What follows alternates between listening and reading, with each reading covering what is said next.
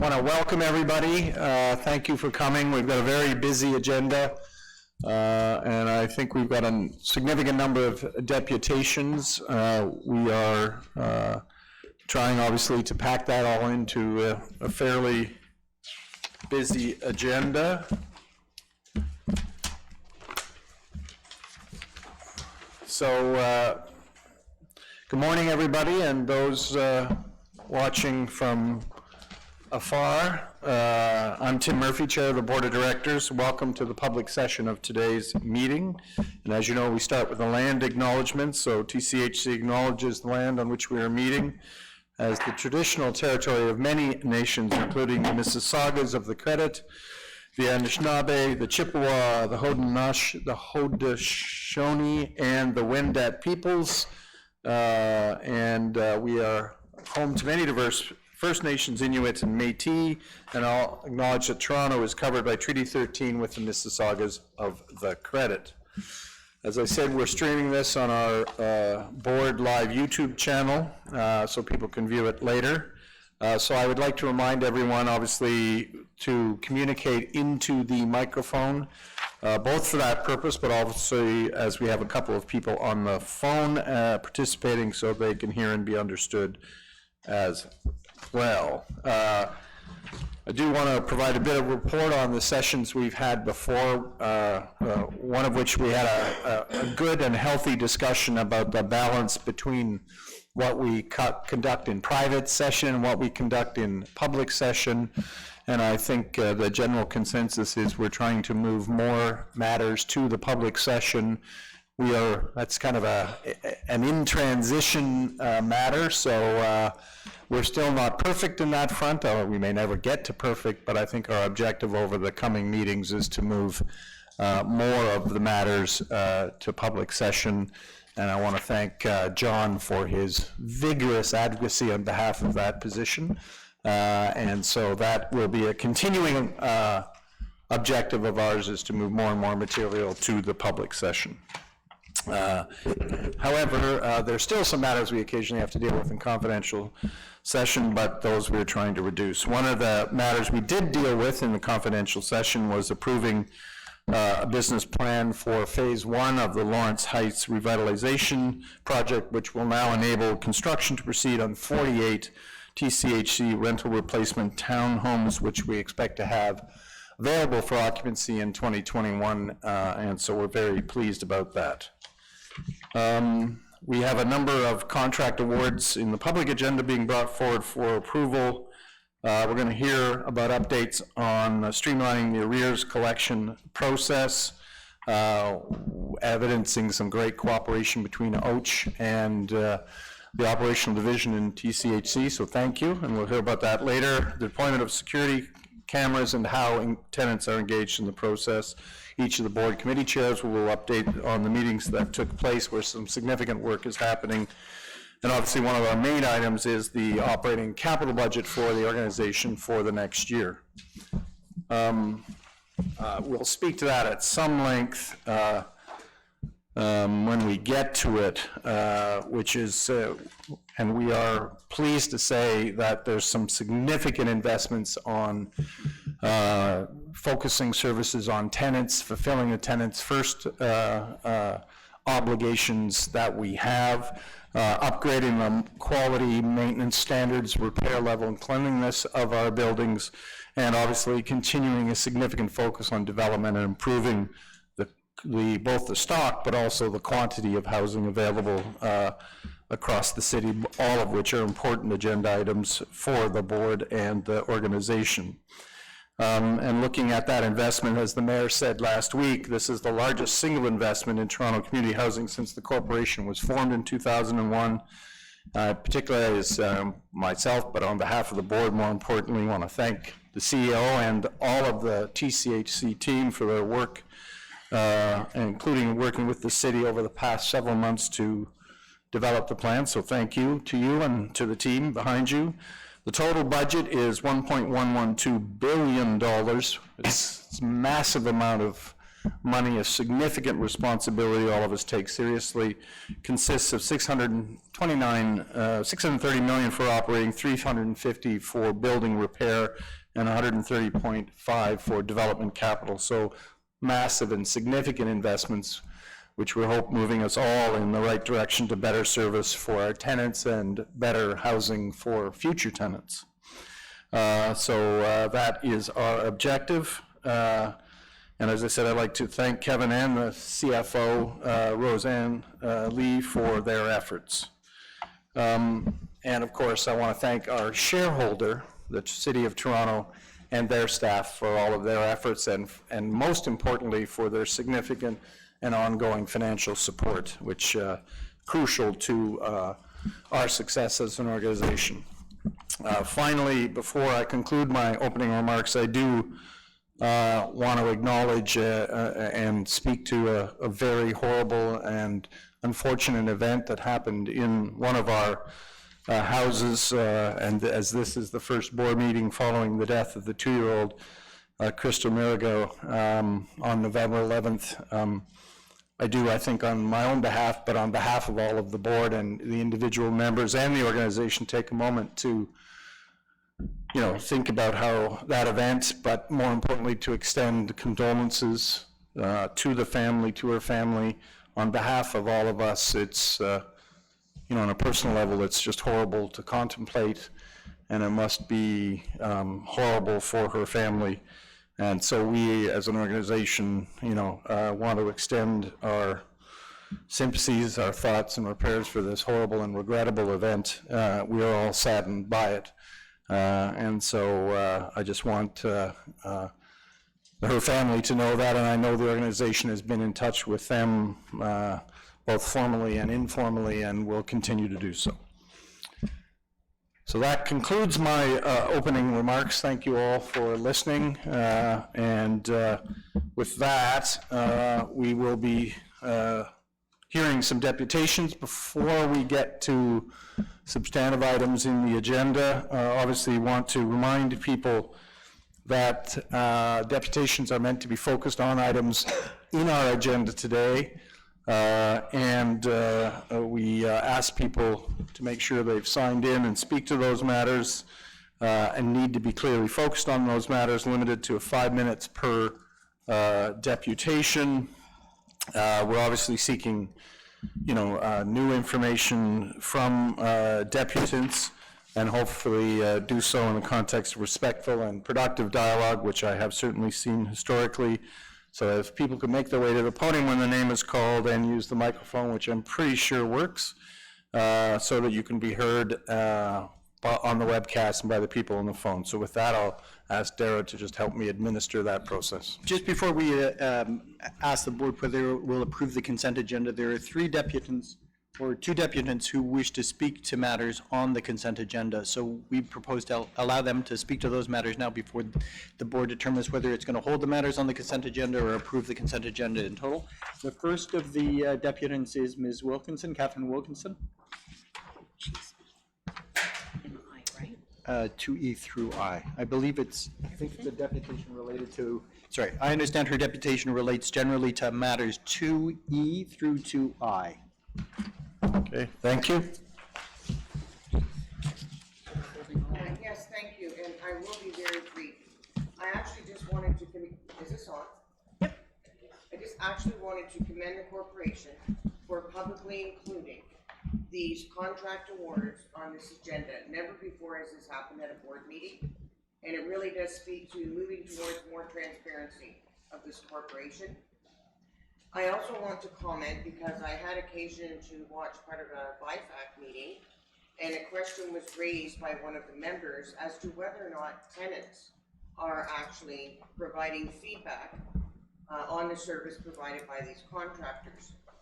And the answer kind of went around in a circle, as it sometimes does, and it was said that the contractors are evaluated per the corporation's evaluation process, whether or not they meet expectations. So the answer is, probably once and for all, that our tenants do not evaluate the work performed by contractors. They do not have a way to let the corporation know whether or not that service was good, not so good, or perhaps they didn't think the contractors were polite. So they're cut out of that. And I don't know if we can, going forward, allow your tenants, listen to your tenants, they live there, they know whether those contractors are performing appropriately to the standards of this corporation since they're the recipients. So the other thing I wanted to comment on for consideration going forward, when we're looking at these long-term contracts or any contracts, often Toronto Community Housing will include a clause that has an opt-out option, so that if those contractors are not performing to our expectations, we can give them 30 days notice and we're no longer doing business with them.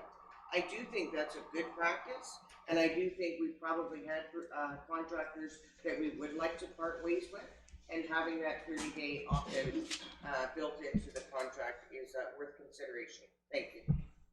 Great, thanks. Sorry, before you leave the microphone, any questions, comments? No, okay, great, thank you, sorry. The next deputant is Miguel Avila Velarde, who wants to depute on matter 2J. Good morning. Good morning to all the councilors, board members who are on the phone today. It's a chilly morning, it's -4 Tuesday, but we are here. 2 deputies out of 110,000 residents of TCHC. Anyhow, let's get on with the agenda. So I'm talking about item 2J. I'm speaking into the matter. Seriously, it is unfortunate that a tragedy propelled to TCHC to come up with this award for air conditioner units. It is a positive step. I want to congratulate the board, the team management, so that you can provide solutions. This is wonderful news. However, I believe that once you hand out the exchange, it becomes the problem of the tenant to look after maintenance and repairs in case of breakdown. So there's no policy. I know this, now you preview to create a policy with air conditioners. However, I think there's something that you need to know. There are many tenants that live in TCHC don't have air conditioners because they don't have the money. So when I used to be in ODS, when ODSP, used to cover air conditioner units, it was easy for someone to apply and request an air conditioner to be installed in your apartment. But due to cuts made to the ODSP by previous governments of the time, they decided it was a luxury to provide ODSP recipients with air conditioners. So I wonder if you can extend your generosity toward those members of our community who don't have the financial means to cover a portable floor air conditioner. I'm sure you're going to have an oversurplus because you have agreed to not to exchange those who have air conditioners located near to a balcony, which is my case. I have a door that leads to the balcony, so it is recommended by my superintendent that is a place to locate an air conditioner. So again, I said, ODSP used to cover that amount. It's no longer covered. So if you became ill last month and you are in ODSP, you don't have the luxury to cover when the hot season of Toronto comes, and they will be suffering too. Thank you so much for your generosity. It's great news. Thank you. Just before you leave, any questions or comments? No, great, thank you very much, appreciate it. And finally, Ms. Wilkinson sought to depute on this matter as well. Thank you again. I too would like to thank Toronto Community Housing for expanding its air conditioner exchange program. I do understand the landlord is not buying every single household an air conditioner. It is simply an exchange program that if you have a window air conditioner, we're giving you the option to exchange it for a floor model. And in that exchange, there's no expectation that the corporation is responsible to service, clean it, change your filters, or anything else, just as there was not with our previously owned air conditioner. This program will actually serve our tenants and Toronto Community Housing well. These new energy efficient models will reduce the hydro costs and may result in additional energy rebates for the corporation down the road. The backgrounder statement that was posted on the website, I'm sure the board has seen it, indicates that the existing window air conditioners will be removed and recycled. So I just want to put these considerations out there, though I'm sure it's after the gate has closed. We've already discussed this contract. But when exchanging these window air conditioners, consideration should be given to the age of the units removed. Some may actually be energy efficient, relatively new, and could actually be donated to tenants who have a balcony but cannot afford a window air conditioner, or alternately to other charitable organizations. And in keeping with our commitment to consider community economic development, this project would have been an ideal opportunity to include in the contract a requirement to hire Toronto Community Housing youth or other tenants. I am seeking the board's consideration to direct Toronto Community Housing to create an official air conditioning policy that, as per the shareholders agreement, includes tenant consultation. It is important to keep in mind the tenants we serve have low to moderate incomes, and as such, they may not be in a position to afford a floor model unit air conditioner themselves. And so for this reason, careful consideration needs to be given before we take the next step to ban all window air conditioners over balconies. The policy should not only state the new requirements and the restrictions on use of air conditioners, it should also authorize our site staff to order immediate removal of a window air conditioner that is not over a balcony. This policy should be in place prior to the 2020 cooling season, distributed to all our tenants, posted on the Toronto Community Housing website, given to new tenants at the time of lease signing, and permanently posted in all communities. Thank you for your consideration.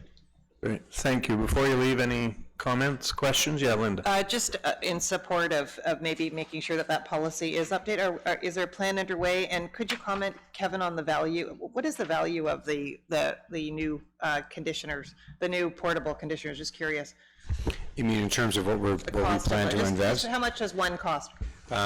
What's the unit cost of it? Is it about $300? 265.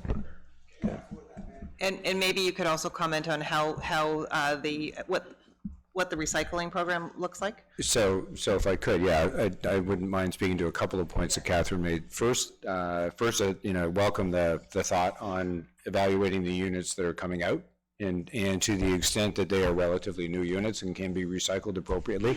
I think that's a really good idea, and I was just chatting with Sheila about that. I did want to comment, the contractor that we have selected for this is a contractor that uses tenants in the performance of their work, and so that was one of the considerations that we have for the people that are for not only the units that we are pulling out between now and December 25th, but the installation of new units. And I think, Sheila, I'm correct in saying that the 3,500 under the voluntary replacement program have already done. They also did that particular work as well. It's a social procurement agency called Building Up.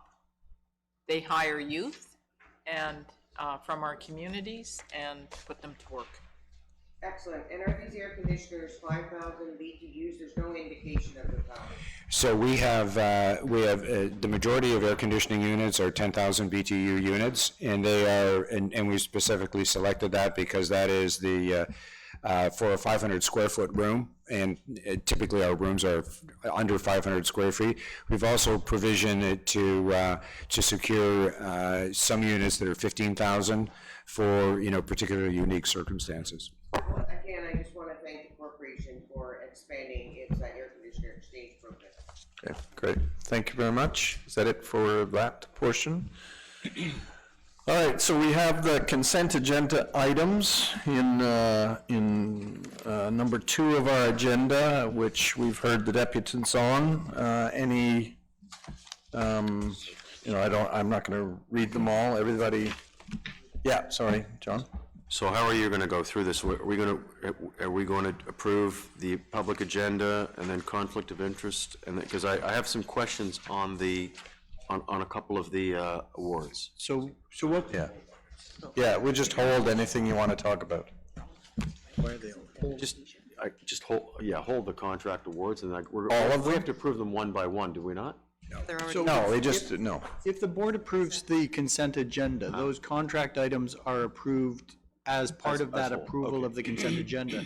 So I just have, before- a couple of general questions about the contract awards. But the whole process itself, I guess we have to deal with that. Yes. Go ahead. Before the board would approve the consent agenda. Okay, so, Well, maybe what I'll do then, do you maybe want I to- should do the declaration of conflict before we do that. So would anybody indicate if they have any conflict? On the phone? None. Excellent. So no conflicts were declared. All right, so then now, having cleaned off that bit of business, we can go back and why don't you ask your general question, and then we'll figure out whether we need to hold a consent agenda item or not. So,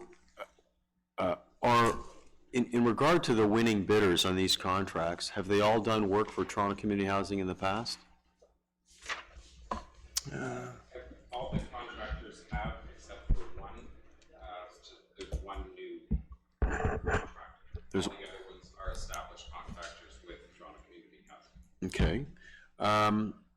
And do we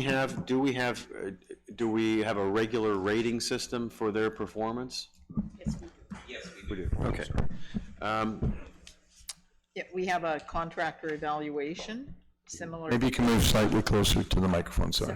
to what the city undertakes when they review their contracts. So on the award for demand maintenance services for drains and water mains, which is RFP, which is item 2E, there were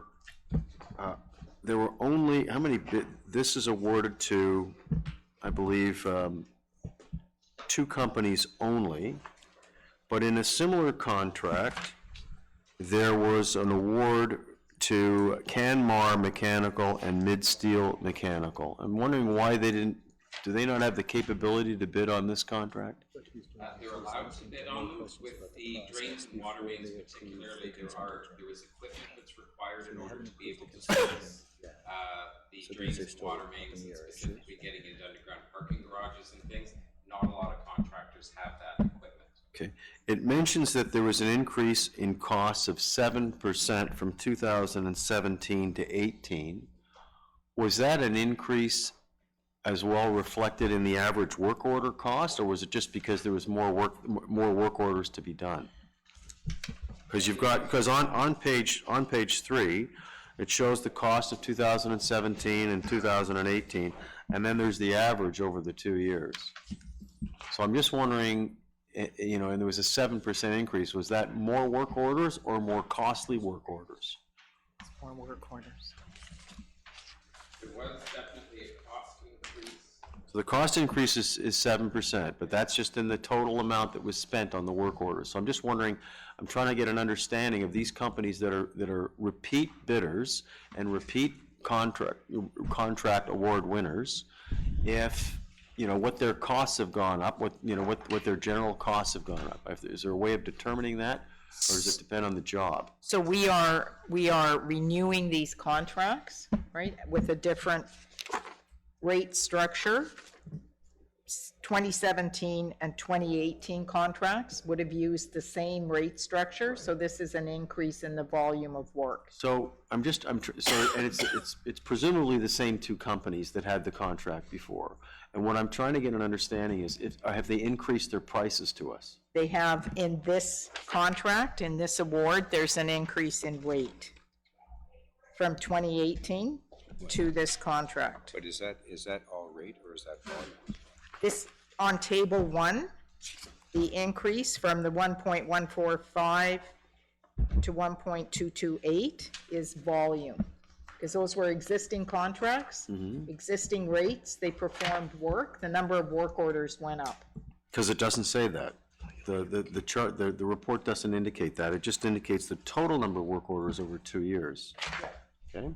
So the amount of work that they did increased, therefore the cost, the overall amount that, and this question can apply to all of these contract awards. So the overall money that the corporation spent was higher, and what I'm trying to get, what I would like to know is, have these companies, Forenza and Bombin Plumbing and Heating, to what extent have they actually increased their unit costs to us? Because that's not, I don't get a sense of that from the.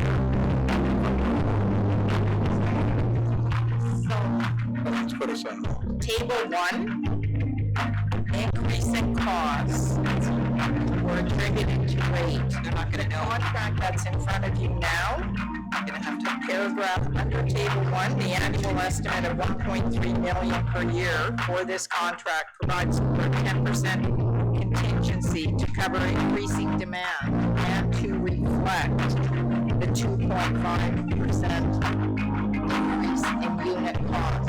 So this contract that you're approving has an increase in rate.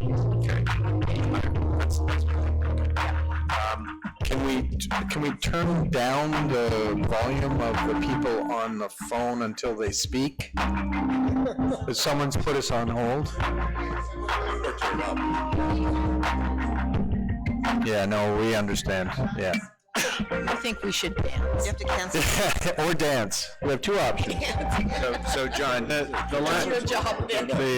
just the last question I have is, do we, I mean, we're repeating almost all of the same suppliers with these contracts. Do we reach out to other potential suppliers to bid? Do we ever do that? yes, we do. And there is Yeah.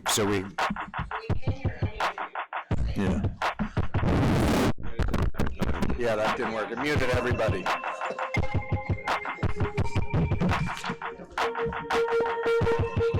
No, check it again.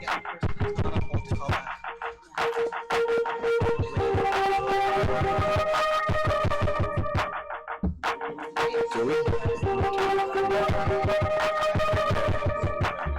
Or just hang them both up and tell them.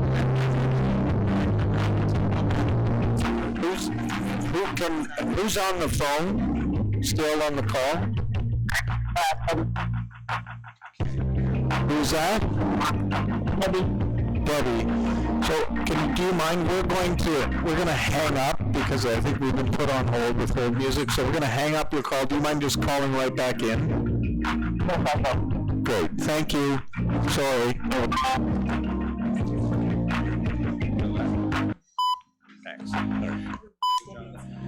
I get the volume back up.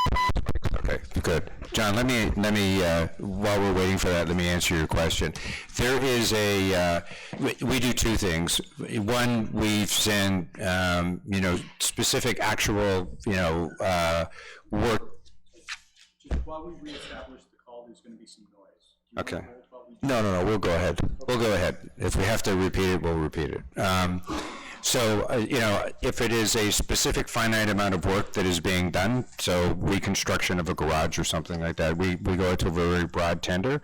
Lots of times when we are doing on-demand work, we go out and we pre-qualify a number of vendors. So there is before this award takes place, there is a pre-qualification that goes out to the very broad market. People are ranked, on that, including on their, and pricing is established for that, so that's all part and parcel of it. And then once we have a pool of approved go-forward vendors for the particular year, we will choose from them and balance the work between those. Does that?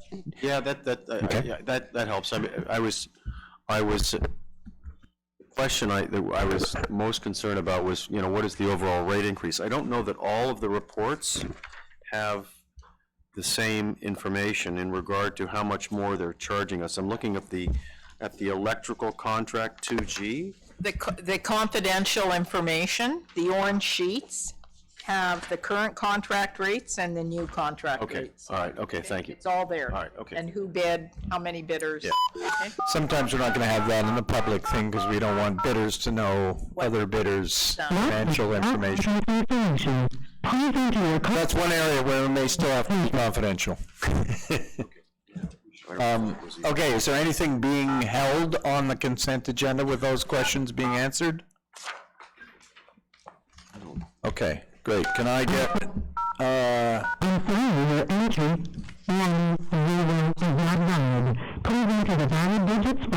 right, so why don't we have a motion to approve the public consent agenda? Brian, Nick, all those in favor?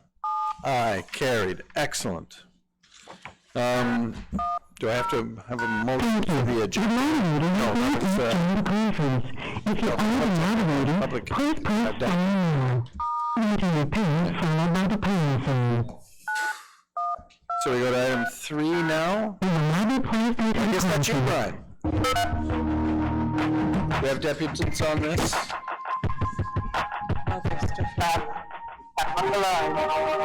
Thank you.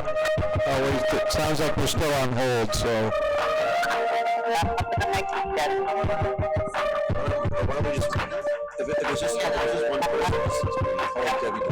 Yeah, we're gonna just, yeah, we can't do that?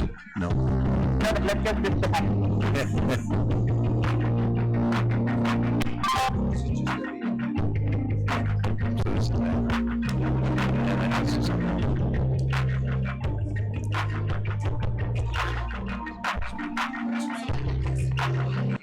Yeah. Okay, thank you. Do we have deputants on this or no? Thought that it would have dropped them, would have killed them too. We don't have deputants, but we have deputants on 3A. Okay. All right, well, why don't we take the deputant and then we'll go to the whole 3. So who's the deputant on 3A? Deputants on the schedule, meeting schedule. Okay. What? Yeah.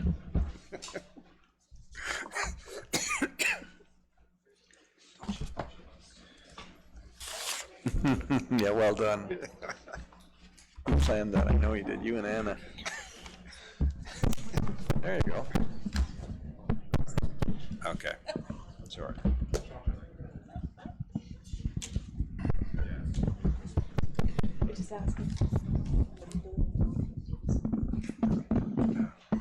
know.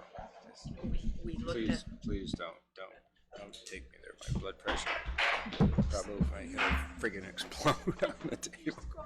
This is just like basic stuff. And you know what, we looked at putting the table this way And can't, because of the call now, you were able to. well, they can't see over this way either. Well, let's see if it works. It does, I think. Yep, we can hear you, thank you. Good morning, my name's Kathy Birch, and I wanted to speak to the board schedule.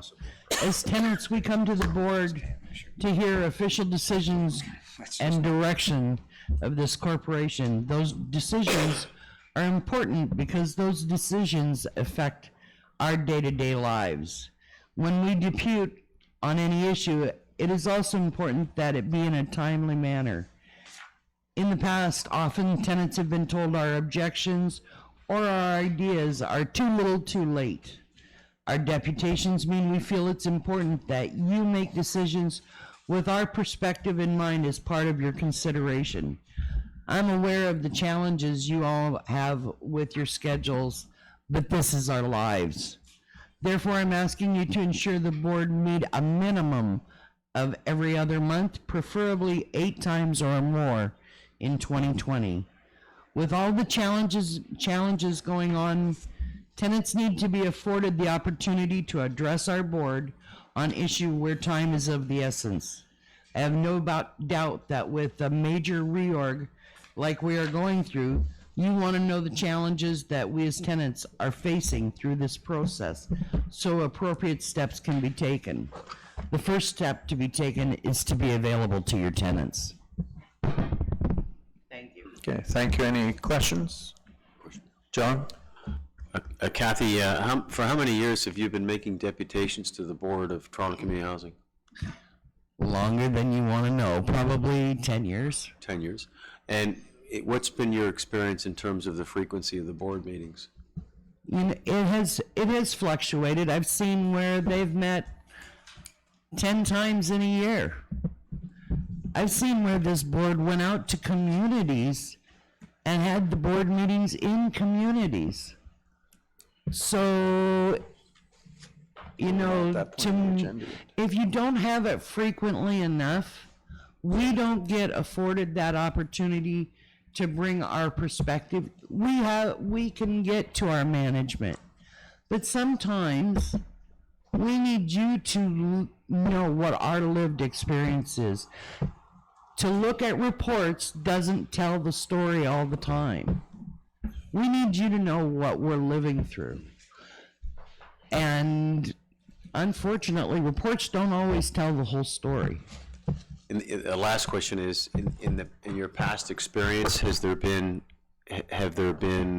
deputations gone up or have they gone down in terms of the number of people that come to speak to the board? You know what? When there's changes going on, they go up. Because staff get worried, tenants get worried. So more people are looking for that reinforcement and clarity. And sometimes your local staff doesn't have the overall view. And so a lot of times we come here to see what's coming up. Right. Okay. So if you have the preview of coming events, you can kind of brace your own community of what's going on. The people that come to Depute, we often talk to a lot of our fellow tenants. And so we can offset questions and stuff that maybe they can't get to senior management because they're sitting at, you know, a meeting at City Hall or whatever. And so we help offset and answer some of those questions by being here. Right. Okay, thank you. That's good. Thank you. Thank you. Is anybody else on that? Catherine Wilkinson. Yeah, sorry, there was a question for you. Sorry, apologies. It's more a comment or a question of you. I understood that our plan was in 2020 to have meetings in the community. Yeah, so that's one of the things that is being That is considered. that is part of the plan. Yeah. Particularly tenant services, tenant services. Yeah.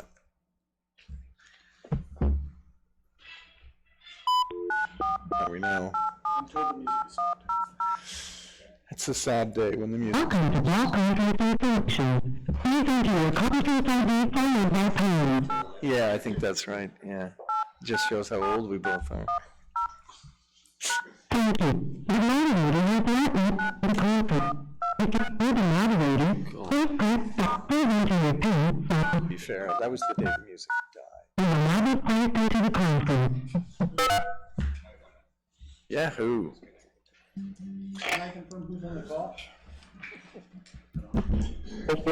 Can I confirm who's on the call?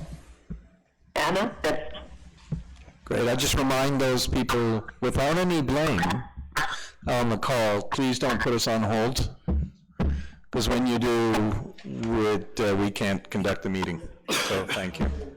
sorry about that. Okay, so Brian, over to you. So we did. Oh, no, sorry, I have one more deputant, right? I apologize. Give me a mic that really works. Okay, Yeah, it's my Christmas it's present. not scheduled. Okay, so, is it on? Yep. There's no rationale actually for reducing the number and frequency of board and committee meetings to 4 to 6 times a year. But like Kathy, I totally get that directors have careers and lives outside of sitting at this table on behalf of this corporation. But they did sign on to serve, and I know it can seem a lot of the time like a part-time job.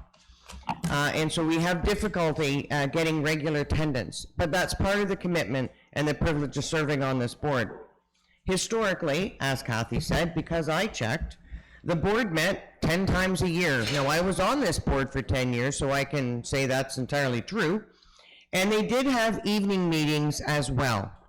This was reduced over time to about 7+ board meetings, and committee meetings typically were 6 to 7 times a year. But I do want to throw some caution out there. I want the board to carefully consider whether or not they're going to hold meetings in our communities, because I will tell you, as a member of the board, they were an absolute disaster.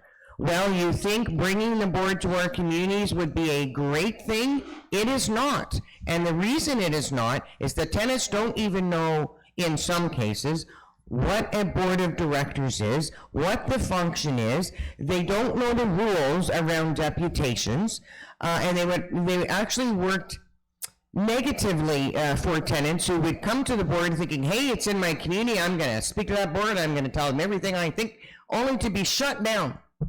No, you can't speak. No, that's not in accordance with the deputation policy. You need to sit down. Next.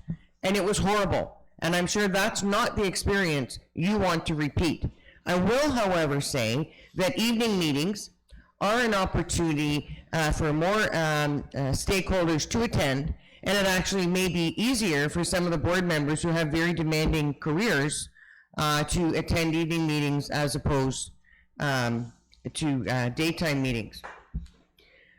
A couple of years ago, it was decided, since the shareholder didn't meet during the month of August, the Toronto Community Housing Board would not either. That gave people time to book their vacations and such.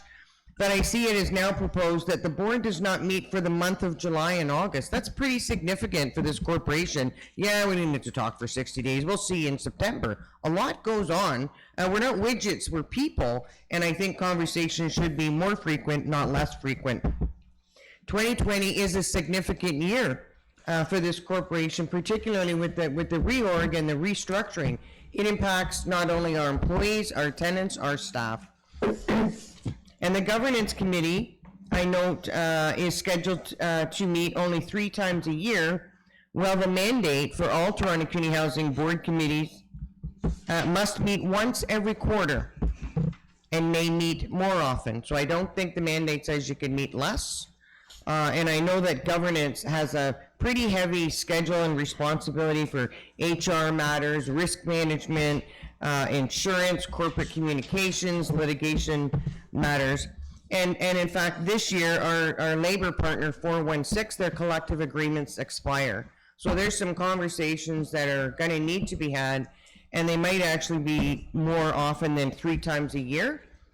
So governance may want to consider that, or perhaps booking them as the need arises. And the risks, there are risks of meeting less often. Not only that our tenants do not feel included around what's going on, we don't have an opportunity to come to the board, and decisions will be made that affect our lives, and you'll hear about it after the fact. So we don't get an opportunity to come back and talk to this board and around policies or decisions that may be negatively affecting our lives. So on meeting less often, it means longer agendas. Look at our agenda today. It means being rushed to get through the agenda or deferring items. The board, and you're not the only board this has happened to, often finds itself playing beat the clock so as not to lose quorum. Sound familiar? Perhaps you might consider, as I talked about earlier, hosting a few evening meetings to see if that is more a better opportunity for your board members to participate. And given that, we are now going to be more transparent, particularly around these contract awards that are now public. The time on your agenda and your meetings should be increased. If you're going to start talking about contract awards, in fairness, the rest of the board may have some questions that are not a member of BIFAC, as to the public. And the other thing I wanted to say is the deputation policy is under review, and there's been no public consultation on that. And consider when timing your meetings, there are public deputations. Build in time, whether it's 15 minutes or 30, but build in some time because it's going to happen as a public corporation. Thank you. Sorry, Dara. Thank you. Any questions? All right, thank you, Brian.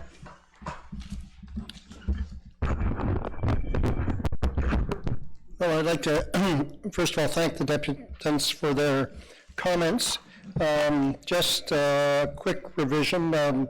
We, at our last GCHR committee, looked at revisions to the board related policies, code of ethics, and conduct of board of directors, and also the issue of how we obtain legal counsel in various matters. So those were items that were dealt with in the previous meeting in November.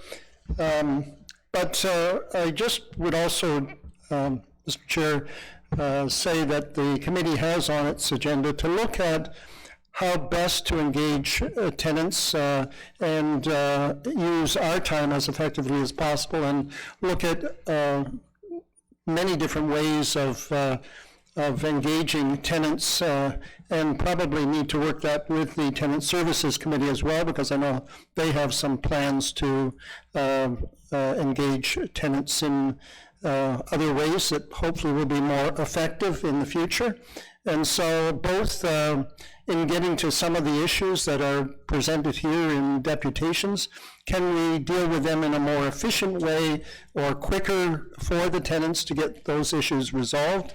And so at our next meeting, we will be looking at ways to have input from tenants, not just how the deputations take place, but also are there better ways to have tenants give input, and that may involve getting out in various tenant communities so that we can hear directly, not perhaps necessary for board meetings there, but ways to engage tenants to hear some of the issues that we need to consider at our board meetings and to deal with them. So I think, and of course, I know management is also looking at better ways, partly in the way of the restructuring, to engage tenants as well.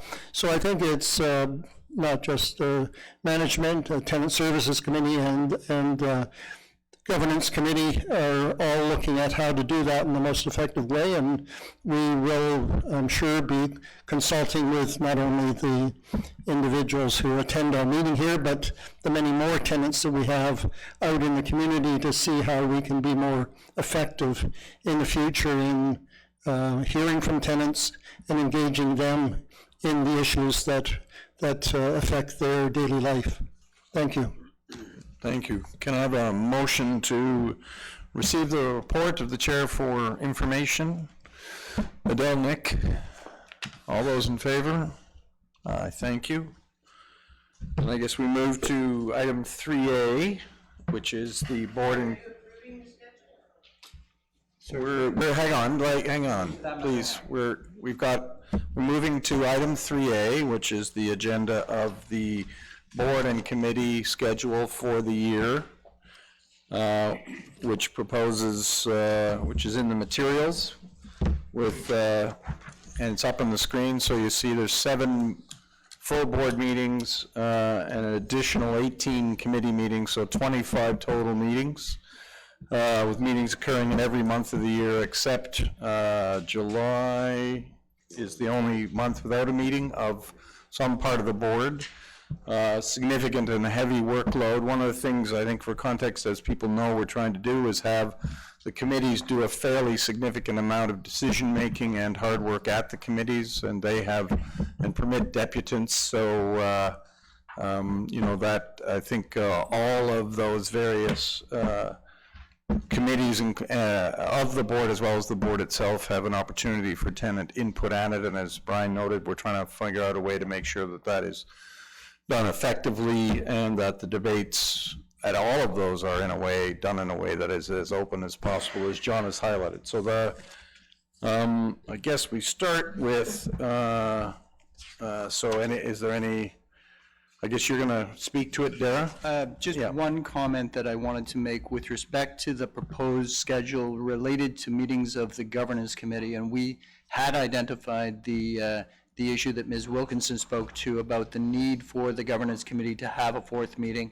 We've prepared a motion that we would ask the chair of the committee to advance for the board's consideration that would propose to put in place a meeting date for that committee on either September 4th, which I think had been part of a previous version of this schedule, or another date in the third quarter of 2020 for that committee to reflect 4 meetings for that committee, which is reflected in the governance committee charter, that it should have 4 meetings a year, 1 in each quarter. So that motion's prepared. We'll ask the board to consider that as part of the approval of this matter. That'd be, I guess, a friendly amendment to the overall motion. Kevin, you were going to, what?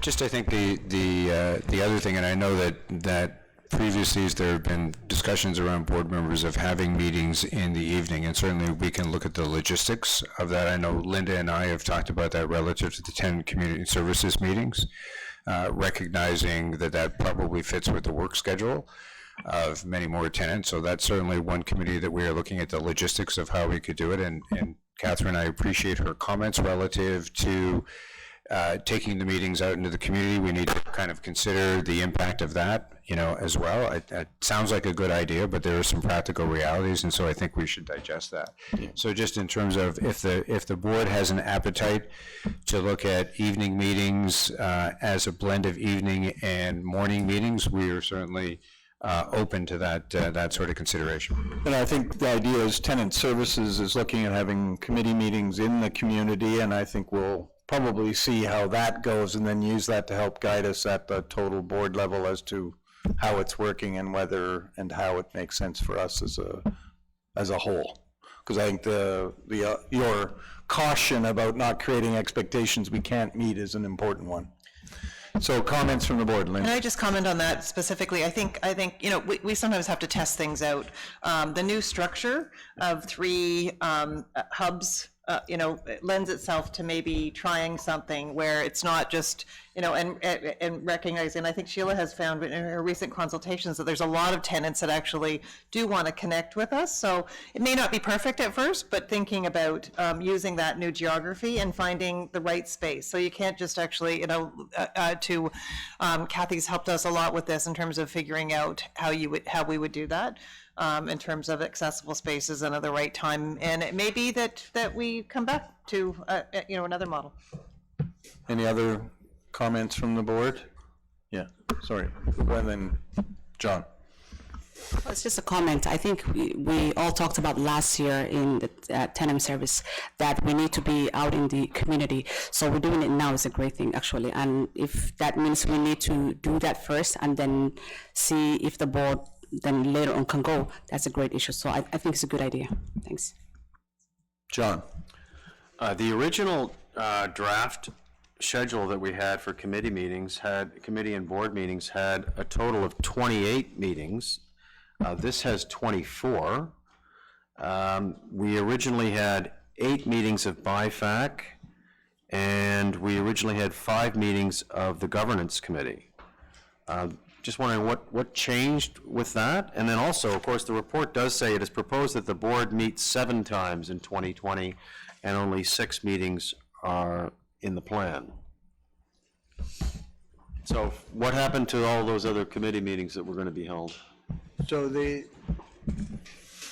go ahead, Darryl. Yeah. The original proposal came to the governance committee through to the board. The feedback that we got through that process was that there was a desire to see changes to the proposed schedule, and we've attempted to reflect those changes in the revised schedule that we've provided. So it was feedback from the board that has led to the new schedule. Although we do have to add back in there's one additional governance meeting that is going to be added to that total. So we were asked if there were conflicts with the dates, did some people have the opinion that there were too many meetings? Is that what you're, because we were asked if there were. You need to speak into the mic. We were asked if there were conflicts with the meeting schedule and not whether or not there were too many meetings. Yeah, Brian, came through Brian's committee, so do you have any comment, Brian? I think it was also each committee was looking at what was the most effective use for their committees and trying to bring those recommendations into this plan. But I guess there was also the discussion around repetition of discussion and how many times do we, we just talk about it at the committee and then we repeat ourselves at the board meeting. So how can we more effectively use our time so that we're not just doing everything twice? So I think that was also a consideration in trying to look at how to balance it between board meetings and committee meetings. And I also think we had to coordinate, because there was overlap with other city board meetings, which we had to coordinate with We had them to as look well. at all the city meetings and free ourselves from conflicts as well. So we could permit the 3 councilors to attend where they were members. Kevin? One other change that occurred in the last couple of years, board members previously only had to sit on one subcommittee. Now they have to sit on 2 subcommittees, and that may be driving some of the change relative to what Catherine was speaking about when there were frequent and more meetings. So I think that it is worthy for us to kind of consider all elements of it, to how best to address the effectiveness of the board in terms of what happens at committee, what happens at the main board, and perhaps even the composition of those committees. And we're at the board's pleasure on this particular item. I've got another question. Dara, how many meetings did the board have in 2017? So my understanding is that the board had 11 meetings in 2017. Yeah, just need to get closer to it, that's all. My understanding is that the board held 11 meetings in 2017. And meetings that were held, how many regularly scheduled meetings were there in 2018? So my understanding is that in 2018, there were 7 board meetings scheduled by the board, but ultimately 11 meetings held. Right, because of certain Certain necessities. circumstances arose. As I understand it, there were in fact 4 board meetings in January of 2018, and I think they all So we won't count that. but related they to were- but the- primarily a development The issue. plan was for 7, right? So I tend to concur, I definitely concur with the comments of the deputants that it's an opportunity for them to come and speak to the board, and I think as a board member, it's important to hear from the deputants. And I would like to move a motion that another meeting be added in the July-August timeframe. And I know that city council meets at the end of July. Councilors are often away, some councilors are around in August, some aren't. But I think that a meeting sometime in July would be appropriate. So I'd like to move that motion that we add a 7th meeting. Is there is there a seconder? Uba? Okay, any comments?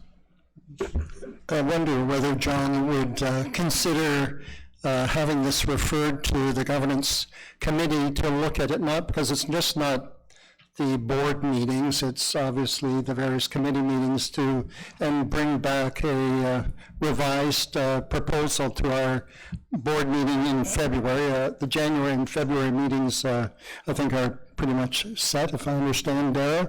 And I wonder whether we could then bring back a revision at that point. And what I would request is that if there's a desire for governance staff to seek to schedule a further meeting in July, that the approach that the board takes is to approve this schedule and direct us to go and do that work in addition to having approved these scheduled dates. I'm fine with that. Because right now, we have put meetings on the calendar that the board has not approved. So we need the authority to proceed with the schedule that we've got before you now. And then if the board wants us to look for that further opportunity for a July board meeting, we're happy to go and do that work and come back to you with a proposal in that regard. That certainly sounds fine to me, and if it comes to pass that there's not, that it's a very light agenda, or that it's not, perhaps that it's not necessary, or, then so be it. But I think that in deference to, the community that we serve, it's, I think 7 meetings is, sort of the minimum that we should have. Yeah, the only comment I'd make is I think it's important to note that we are driving towards a model where the committees of the board make important decisions, and those are, deputants are allowed to go to those. So I don't want the impression to be created that the only place for tenants to come and have an impact is at the board. In fact, of course, that is a place for them to come and have an impact, but they should absolutely consider the committees as important places to have an impact. And in fact, as important decisions get made by those committees, frankly, those could be very crucial places. The intention of the board, as we're trying to do it, is to have it address strategic issues and to address, those kinds of major things. Are we as an organization going in the right direction? We do want to hear the tenants on those, but equally on the more detailed kind of day-to-day matters, those are going to be work at the committee. So I don't want anyone to be left with the impression that if there's not a board meeting, but there is a committee meeting, you can't have an impact, because absolutely the committees make real and important decisions. Could do it the same way, right? So can I make one last comment? So, course. so the other thing is that with the early start times, and I recognize that we do private session at the outset of the meetings, but I don't know how convenient it is for somebody who might be living up at Steeles and Martin Grove to get to one of our meetings where the public session starts at 9 a.m., for example. Would that be, we're not supposed to question other board members, but I think that, we have, I think in terms of making it easier for people to come to either board meetings or particularly for committee meetings, as you suggest, that some of these early start times might make it problematic for people to get to these meetings. Yeah, I think that's a comment for board members to consider as they schedule their meetings, in particular the committee meetings. Our public sessions start usually at 10, so I think from a board perspective, we're okay. All right, so I think procedurally, I think, do we want to do this in 2 parts and have the motion to approve the schedule as moved, and then we'll deal with your motion? And I don't know yet if you accepted the friendly idea of having it referred to Brian's committee okay. So why don't we do, we'll just do it, yeah, so we'll do the main motion, so motion to approve, and then we'll deal with John's, just as a separate motion, just procedure, if that's okay. So can I have a mover, Brian, seconder, Nick? We're going to pull we've actually prepared a motion for Brian's amendment. We'll put it on the screen. Well, no, we're dealing with, but is this all in one? No, it's not. Okay, so Brian's can we deal with the motion that's the straightforward motion, just to approve the agenda as The draft, yeah, okay, all those in favor? Approved. Now we can deal with the John via Brian. So what I would propose to do in relation to the,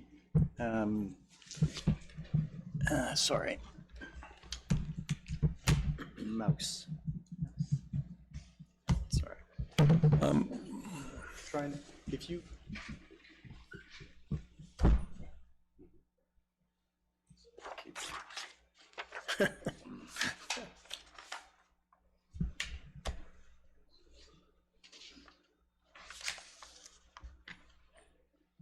is that not working? Yeah. What are we trying to do? I'm trying to add the.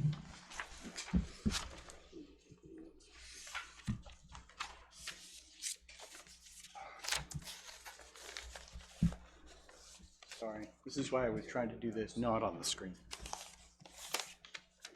Mouse there, Derek. Yeah, I think so. Okay. But essentially what you're trying to Right, do yeah, can't we, yeah. is say that we're looking to add another Basically what we're doing is looking, are we just looking at the potential of a meeting in July to be considered by the, July or August? July or August to be, the timing and impact or whatever to be considered by the governance committee to report back to the main board in its next meeting.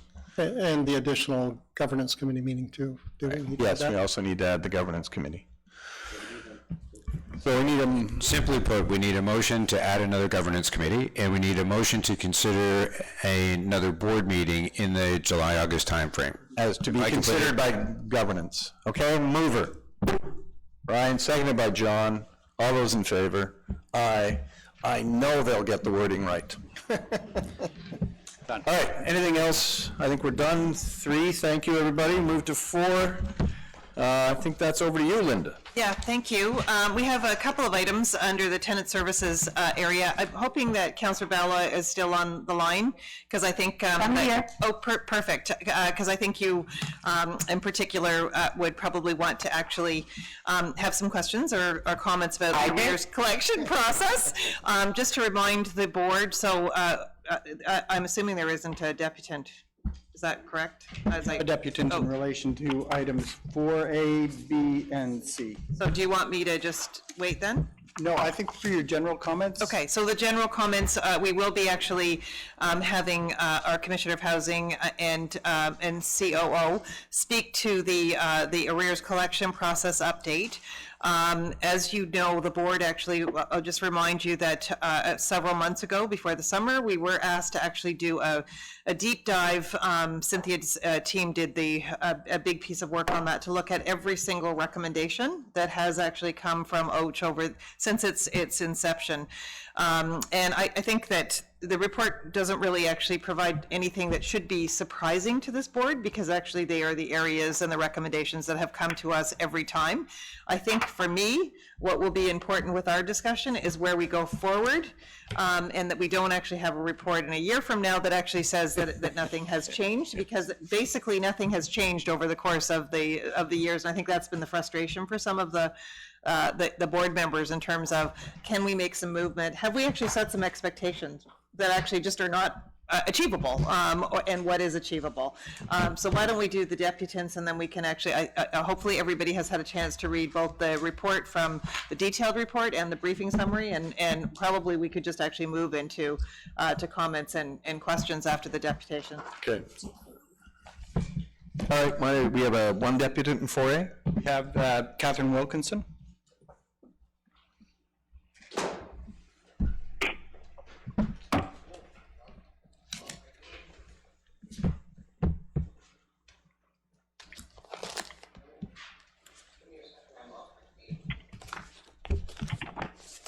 On this matter, yes. Okay, my apologies. Thank you. I did have the opportunity to speak at the Tenant Services Committee, and overall, I'm really pleased to see that we're putting together a working group, long overdue, not for lack of the parties trying to make it happen, but it's gonna happen. And because that's gonna happen, because we're gonna look at that very long and complex arrears collection process and try to simplify it and move it along, and in addition to hiring more staff, I really do think that this organization is going to move forward. We're not going to clear up these arrears. They didn't happen in a year. It's going to be a process, and it's going to take time. So really, I do want to commend you. Let's do this, because it's long overdue.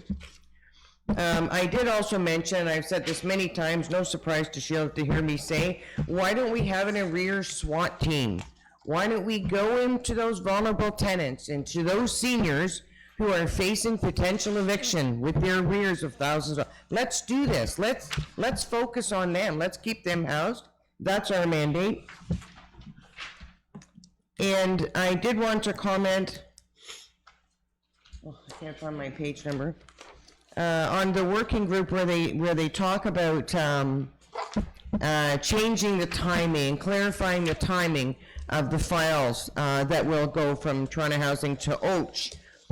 This will require a change to the terms of reference. That terms of reference was created by City Hall and this board. No management were to be involved in the development and or the amendment to that terms of reference. So, you know, we have to think carefully about, you know, 60 days, how long is too long for tenants to be in arrears before those seniors files get flipped to OACH, and ultimately, that will be your decision.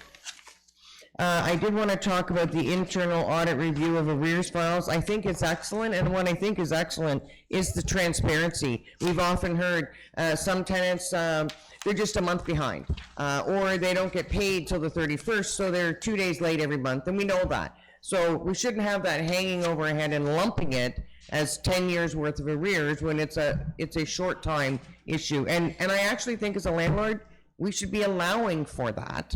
That is life. That is how people's work schedules go. But I also wanted to suggest that the findings of that report should also come, as I mentioned to Linda, to the Tenant Services Committee. And the mandate of that Tenant Services Committee is carriage of residential tenancy matters, which includes arrears, so that we're not operating in silos and we're both on the same page. And when you come to this board with reports and such, both of you are aware what's been going on. And lastly, I do want to take a moment to talk about what happens with arrears. Arrears lead to evictions, right? This working group needs to also consider developing an exit strategy. It doesn't sound very nice, but when we are evicting a tenant, say they're 85 years old, they have dementia, they've met the end, they're not complying, we're going to evict them. They haven't met with OACH, they went to land, they're going to be evicted. We don't have an exit strategy. What housing used to say was we had a soft landing. We don't. In the old days, a tenant was given a token and a business card. Today, they're given nothing. So we need to look at that.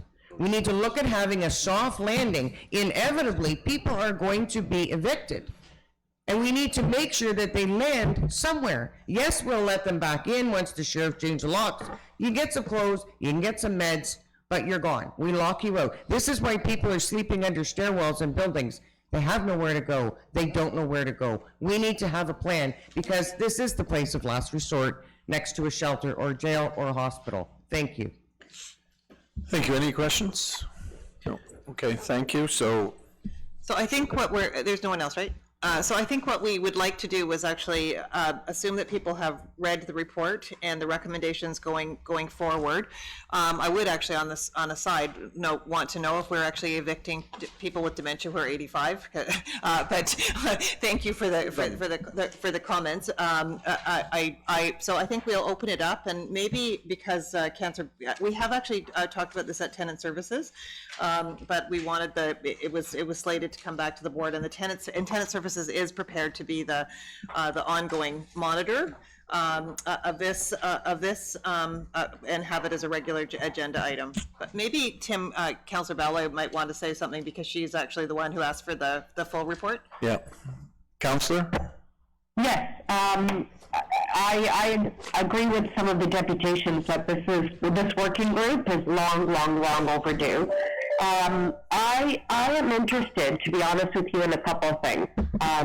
And this actually ties the item A and item B. Yeah.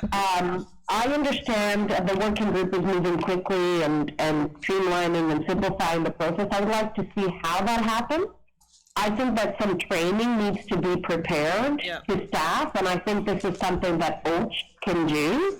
And I don't see it really in their working plan. I see training for the seniors and information sessions for the seniors, but I think we need to develop training tools for staff, and OACH should be part of that. And I think that at the end of the day, OACH and the COO need to be accountable for the results of this training and how the behavior of our frontline staff is going to change, and hopefully with a change in behavior, we'll get better results on the rent evictions as well.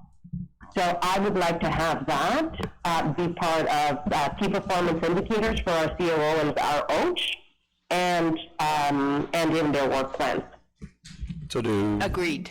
Okay, so that was Sheila saying yes. Yeah, and Cynthia's here as well. Cynthia's here as well. Hi there. Is this on? Yes. Yeah. I can advise you that the working group's already met twice. We've already made significant progress in creating a more simple but more fulsome process. And of course, Sheila and I talked today, but we've talked a few times, that it's fully anticipated that OCH will be providing training to staff. That's an essential part of this plan. Correct. Okay, so that's great to know. We're all going into the same direction. I just think that I didn't see that reflected in your work plan, Cynthia, and I would like to see that. And as it's coming back, I agree with Linda that this should be a regular item on the agenda, that this be a KPI that we start seeing, how many people have been trained, have the behaviors, like what are we measuring with all this initiative to make sure that the rents start coming down, the arrears start coming down. Yeah. Anna, if you look on page 5 of the work plan, it does talk about training for tenant-facing staff. So I think it is included. My comment on that would be, rather than just having it a goal be the offer to 100%, I would rather the goal be, maybe not 100%, but that actually be attendance of frontline staff. So just offering it to people, I think it's more important that people actually attend, and that there is some tracking of the value that they found from the training.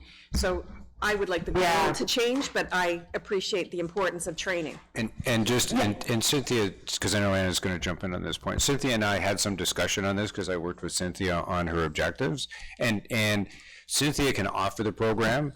Sheila needs to make sure that her staff attend the program. So on Sheila's, objectives, there ought to be an interlocking, objective. I just, Cynthia can't force TCHC. I appreciate that she can't push it, then maybe it is a combination objective. Yeah, she offers 100 and she obligates 100, I think is the way it works. But and the development of the program also needs to be on both sides, because we need the expertise from OCH to develop the training. Yes. But we also need, Sheila, it really needs to be a partnership between the two of them, I believe, in order to work.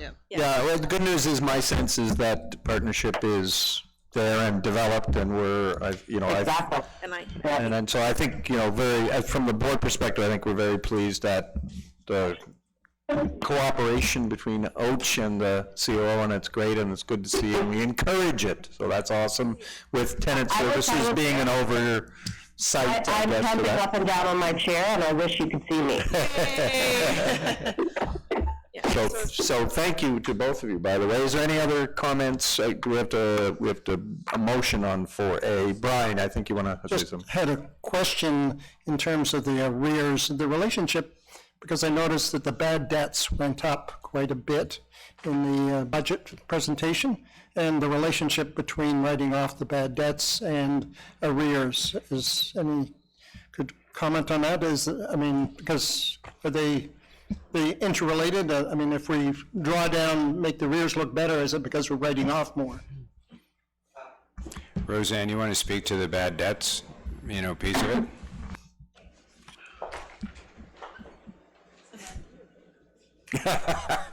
You just gave her an idea. It's Actually, bad it's debts. the oldest trick in the book. Bad debts is actually not up too much. It went from 4.2 to 4.5 budget over budget. So I'm not sure what Well, you're it said referencing. actual in 2018 was $2,560,000 on page 26 of the budget. Oh, you're looking actuals to budget 2020. So I think, Jeff, we revised our bad debt allowance policy. Let me just ask our person who that actually books it. Ask a friend. Yes.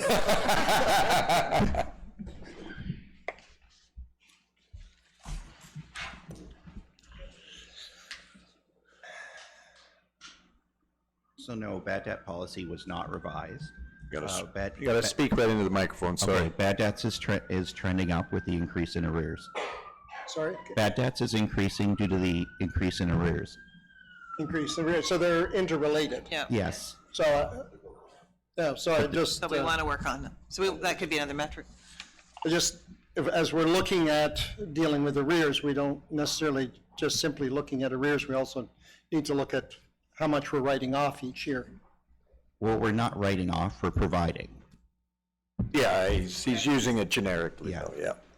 Yeah, but it's an important point, because the bad debt expense is not what, Ryan, you might typically think of. It's actually an allowance for doubtful accounts, and it's driven as a percentage of accounts receivable. So as arrears goes up, it will go up as well. But logic sense would tell you that if arrears continues to grow, and unaddressed, that ultimately is going to lead to, an increase in actual account write-offs. Yeah. Okay, any other questions, comments? So Okay. I'll move this for information for the, Yes. Yeah, we'll move your report for information. I guess we actually jumped right into, so we gotta move your report first, so I'll move it. Linda seconded, Uba, all those in favor? Aye. Now we move to the. Yeah, so the do- second item I just, is the approval of the OACH work plan. This is the office. No, sorry, hang on a sec. We gotta first have, receive the arrears collection Right, report. yeah. So, same mover, same seconder, all those in favor? Aye, carried. Now we go to 4B. Thank you, Sir Chair. The next one is the OACH work plan. We have a deputant on this. The deputant, Ms. Wilkinson, on that matter. Just as Catherine's coming to the table, this comes to the board because the board is actually responsible for the office. It has actually also gone already to tenant services for review. Yeah, thank you. Great, thank you for that. On page 2, item F, I also did attend the Tenant Services Committee, but it is not my intent to go to every committee this corporation and depute, and certainly not depute on the same items. I do have a life, I assure you, but sometimes it's necessary or worth repeating to the board as things arise. So on page 2, item F, under OACH targets, the second bullet, it says 80% of tenants referred to OACH will have adhered to their brokered repayment agreements. As an independent accountability officer who reports to the board, the commissioner does not legally bind tenants to those repayment agreements. They're actually signed by Toronto Community Housing staff. And I would be interested in knowing if this new metric that's being asked of the commissioner and OACH is also a requirement of Toronto Community Housing staff who enter into literally thousands of repayment agreements. But in either scenario, what I want to say, this is a bit of a stretch goal, if not impossible, if you think about it. Neither OACH nor Toronto Community Housing staff have direct control over tenants' personal lives or their finances. How can we force 80% of them to adhere to their repayment agreements? But as such, we cannot be held as staff personally responsible for the actions or inactions of our tenants who may breach their agreed upon repayment agreements. We can only encourage them and structure them in such a way that they will be successful. And on page 4, item 2, first bullet under OACH targets, that Toronto Community Housing complies with 90% of the commissioner's recommendations. And it's great to shoot for that, except that it's blurring the lines a little because the commissioner does not report to the CEO and the Toronto Community Housing staff do not report to OACH. So ultimately, your commissioner has no control over the actions of your staff. As management, it's up to you to ensure that your staff comply with those recommendations. And if they fail to follow those recommendations, then they need to come back to this board and then tell the board why they did not implement the recommendations. We have learned through the previous report that Toronto Community Housing has not been following or complied with the top 3 recommendations for the past 5 years. And in part, this is why we are where we are today. So we need to acknowledge the expertise that OACH brings to this corporation. That office was opened for a reason. It was opened as a temporary office to improve the arrears and help keep tenants successfully housed. If you don't implement those recommendations, then we're not actually going to achieve it. So this working group is going to take us to a place that we've long needed to get to. Thank you. Thank you. Any questions? No. All right, do you want to speak to your work plan?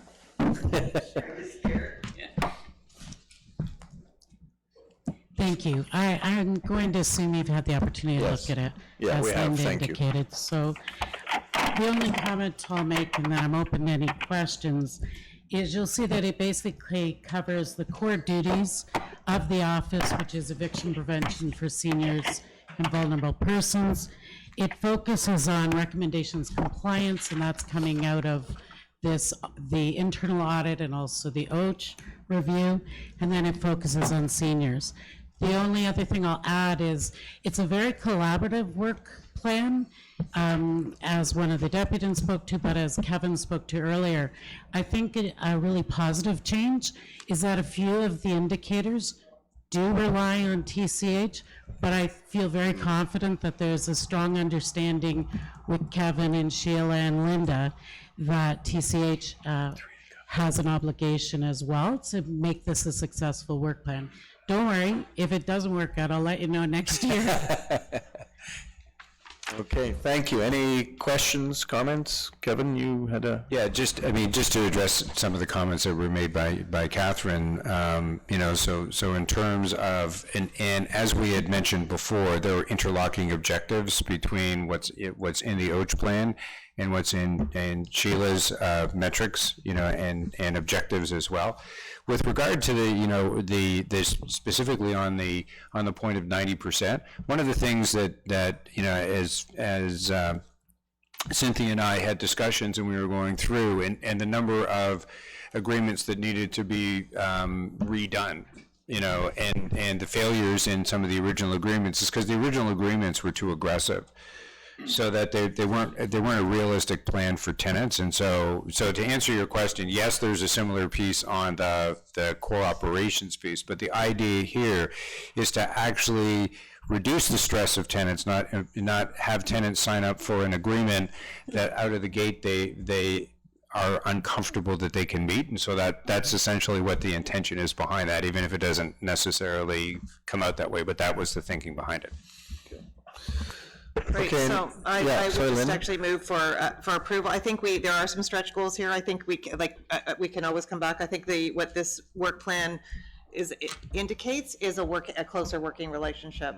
So let's, I would say that we should try to approve it. Yeah, okay. Motion approved, yeah, seconded Adele. No, I Seconded Adele, and she has a question.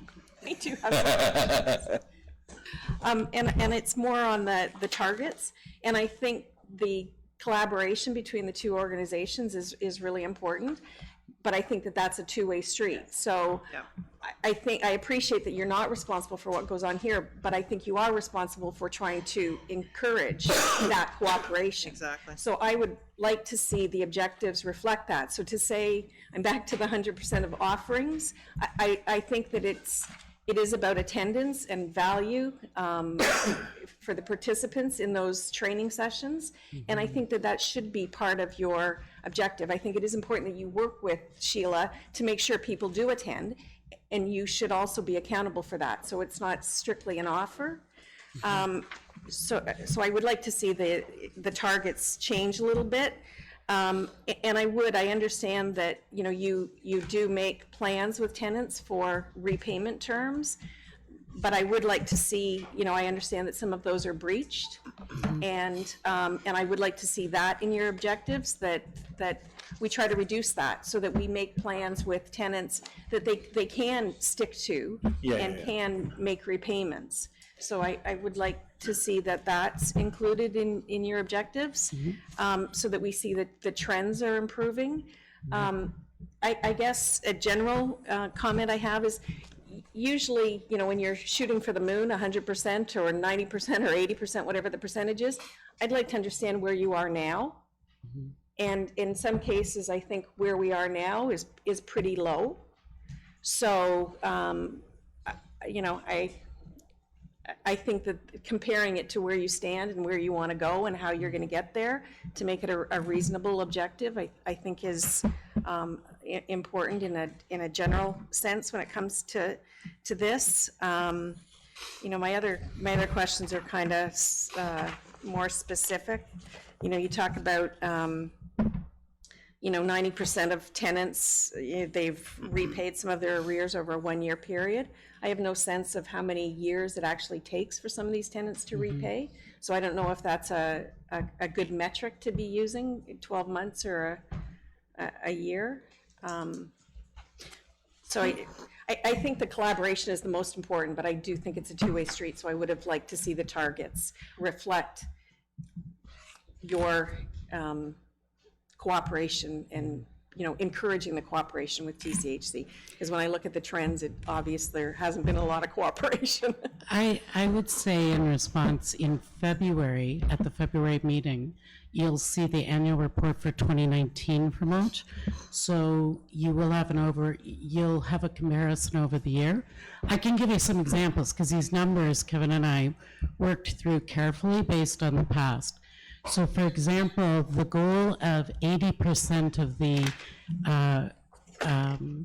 brokered OACH repayments is based on the success last year of 70% of the OACH And broker. that's where I don't have So a sense we're- of what you're shooting for. Yeah, we're shooting to improve that, but Yeah, I'm but it- completely taking into account the deputant's comments, which is, we could have a horrible recession and a lot of tenants get laid off their jobs, and that's gonna, but all of these were based on that.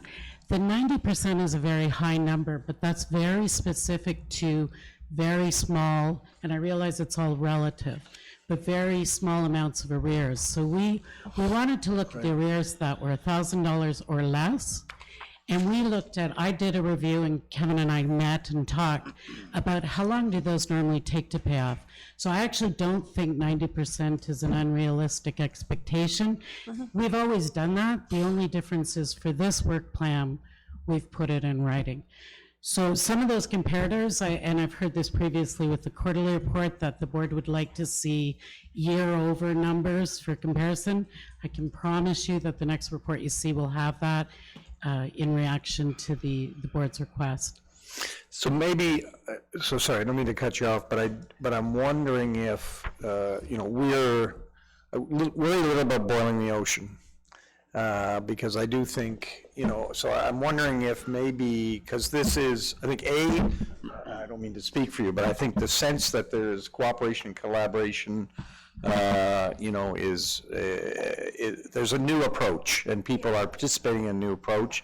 I think so it's gonna be a bit of a work in progress that starts to achieve some of the things you're identifying. And I think tenant services is gonna be the place where both updating some of those work objectives are and how they work out in the real world are gonna be assessed.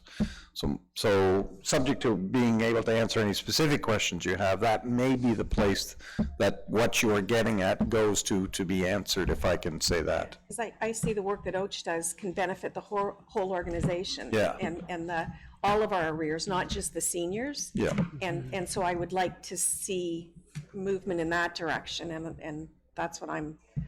Yeah, We right. talk about the training, I think that that's absolutely vital, but it benefits the whole organization, not just the senior group.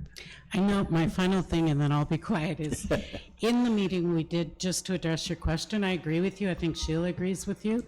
In this committee where we're creating this new arrears process, we've talked about it applying to all tenants Yeah. at Toronto Housing. And I think that that's vital. Yeah. It's vital. So that's where the training is so important. There can be huge benefits to what you do to the whole TCHC. So I think that ultimately is actually a direction to Sheila. Absolutely. Okay, I'm directing you. But I think you gotta work together. Agreed. And Yeah. each group has to be responsible for Yeah. that cooperation. Yeah. And ensuring that cooperation Yeah. happens. Yeah. Yep. So I think So Linda. back to I would suggest that we still move the report, because we have a tendency to have this come back and back and back, and if you're comfortable with that, Adele, I think the reality with this work plan is Cynthia has agreed to it with the metrics, and so has TCHC, but we'll keep following it closely. All right. Yeah, I just wanna, very briefly, I don't need to repeat, but the comments done by Adele were extremely important, and I second all of them. So, Yeah. just wanted to make that clear. Okay. So we have a motion on the table to approve the report. Adele has reaffirmed her seconding. All those in favor? Aye, carried. Thank you so much, and thank you, Cynthia. And the final item for the tenant services, which also was an item that came to the committee. Do we have a deputant on this? Yes. Yeah. Of course. Mr. Miguel Avila?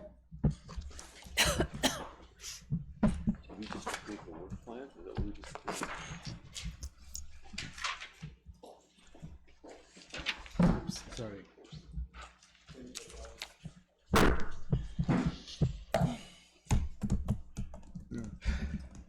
Thanks for the opportunity to addressing this important issue for me and my community in Region Park. I was not able to come to the last tenant services committee.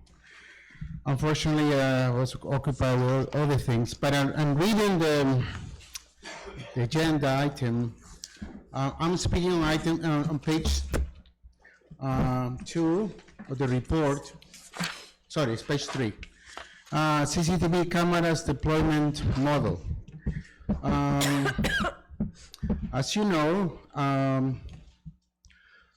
security of the community is of importance for this Toronto community housing. I'm reading the last paragraph of this report that we all know is common knowledge, but I'm going to read it again.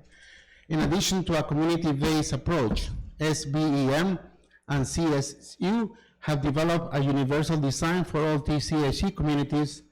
This includes a list of building locations where camera installation is considered essential for basic coverage. Universal design locations include community entrances, community rooms, lobby areas, parking lots, driveways, laundry rooms, and elevators. That's all good. We all know that. However, I don't see the word including also hallways per each floor and on the buildings that you are considering installing cameras. I don't know if Councilor Michael Ford is on the phone. He remembers well that I took him for the tour of several units in Region Park. There are three apartments buildings that are considered to be senior buildings.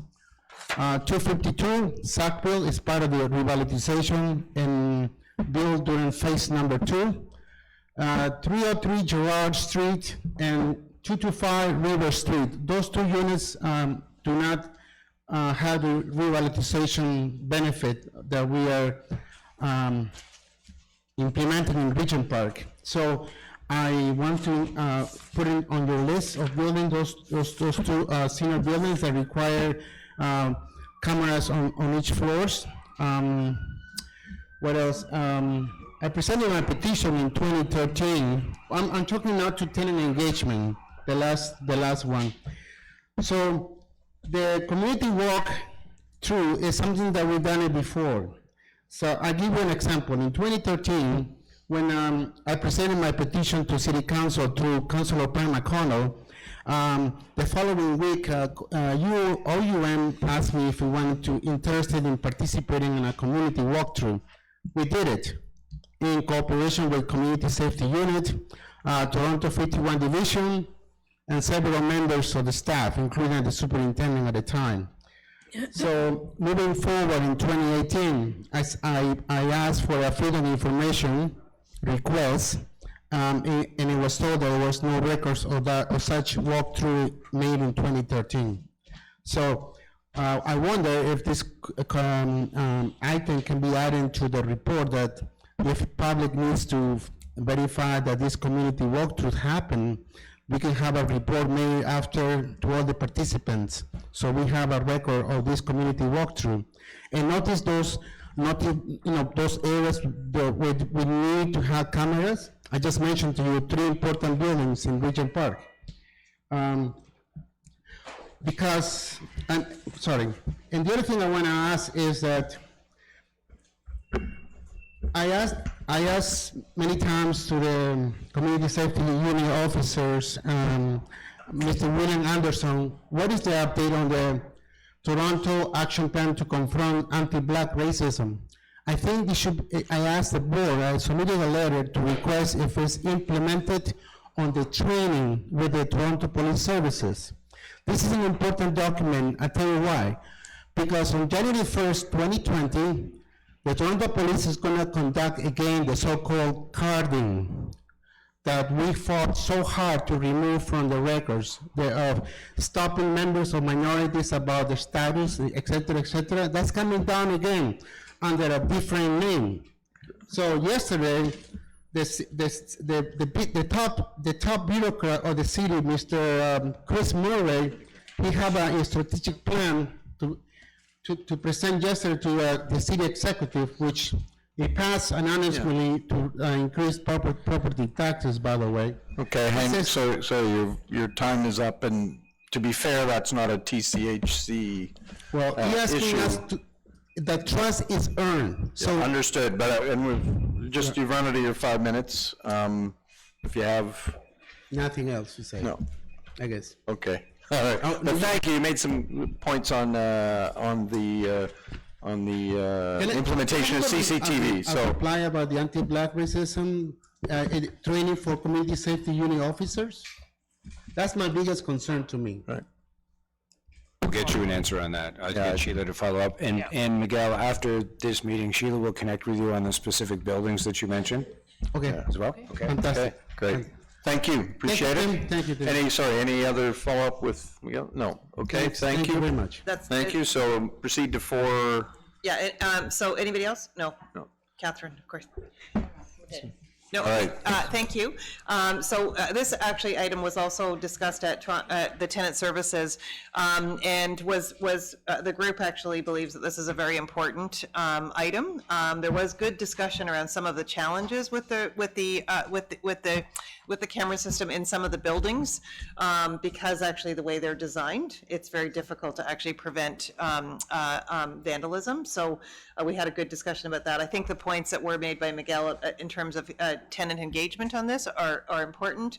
I'm assuming that people have actually read the report, and we're putting it forward for information if there aren't any other questions. Great. Any questions of Sheila? Okay, we have a motion, Linda, seconded Brian, I saw him move his finger. All those in favor? Something. Aye, motion carried, thank you. So now we move to, no, exactly, you'd walk away with the house. How did I end up with the house?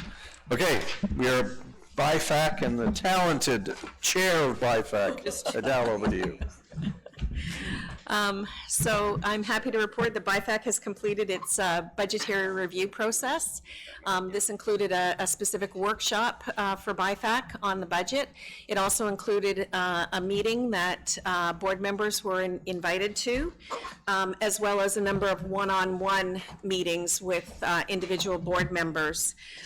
As our chair highlighted, it is a significant budget at $1.1 billion. And I will assure you that we saw several drafts of the budget and that there was fulsome discussion on the increase in expenses and the reasonableness of those expenses and the sustainability of incurring those expenses. We are pleased, BIFAC is pleased to present the capital budget as well as a balanced operating budget for 2020. This operating budget focuses on the organizational priorities, which are improvement in tenant services, safety, as well as capital refurbishment for our buildings. And so this budget includes funding for several new initiatives that help to move those priorities forward in 2020 for the organization. And before I turn it over to Roseanne, our CFO, to take us through the budget, I did want to say thank you to Roseanne and her team. It takes a lot of hard work to put together a comprehensive budget package, as she has done, and I would like to thank them for the time that they took to engage every single board member in the budgetary process. It's very important as the board members have the opportunity to understand what is being proposed in the budget and to have the opportunity to address their concerns and their questions with management. So I really appreciate that Roseanne took that time to do that. And also, by fact, at our last meeting in November 20th, we also voted to recommend proceeding with the transfer of land to our partner on the Lawrence Heights redevelopment project. And the Chief Development Officer, Vincent, will be speaking to that as well. All right, so I think motion to receive? I guess we have a motion first to receive your report, and then we'll go to the substantive budget items, and I think we have a deputant or two on 5A. So first, a motion to receive. Adele, seconded John. All those in favor, aye. Thank you. So, deputants on 5A. The first deputant is Kathy Birch. Good morning again. But before we get into the budget, the budget brought this directly to my attention and my committee's attention. We're not meeting accessibility needs in these reports. No kidding. They're at like 4-point fonts when these packages are delivered. There are bad copies in these packages. And I brought this to Kevin's attention this morning, and I've since spoke to Dara, and we're going to have a little powwow because, quite honestly, I'm tired of it coming back and forth and having to nag. This is embarrassing. We have a board-approved font of 14-point that was approved, and I believe it was December of 2017. And as an accessibility advocate, it's our responsibility to hold you people to this. So, you know, if somebody doesn't know how to set their computer to 14-point, let me know, I'll help. And I do know we have 11 by 17 paper. Okay, now that I've done my nagging, let me move on to something a little bit more pleasant. RPATH wants to thank Toronto Community Housing Management and staff for working with us to move the accessibility budget further than it ever has been in the history of this corporation. Thank you for your hard work to meet our accessibility multi-year plan that brings the accessibility budget to $20.1 million in 2020. We fully acknowledge the hard work it took to apply for that co-funding through the federal government and the city, and it took a lot of hard work by that capital planning team, so we want to thank everybody that's been involved. But you need, as a board, to understand this changes lives in the communities, in their homes, and it allows people to age in place longer. So we encourage this board to accept this budget that includes 20.1 in accessibility. Thank you. Great, thank you. And your admonition on making sure we follow our own policies on accessibility of documents is well taken, so thank you. Any questions or comments?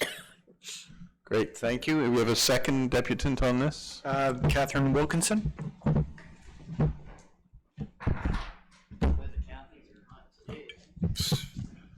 Two copies are always better. You should have just stayed on the board. 3 and you're having a really good day. Thank you. You're electrifying.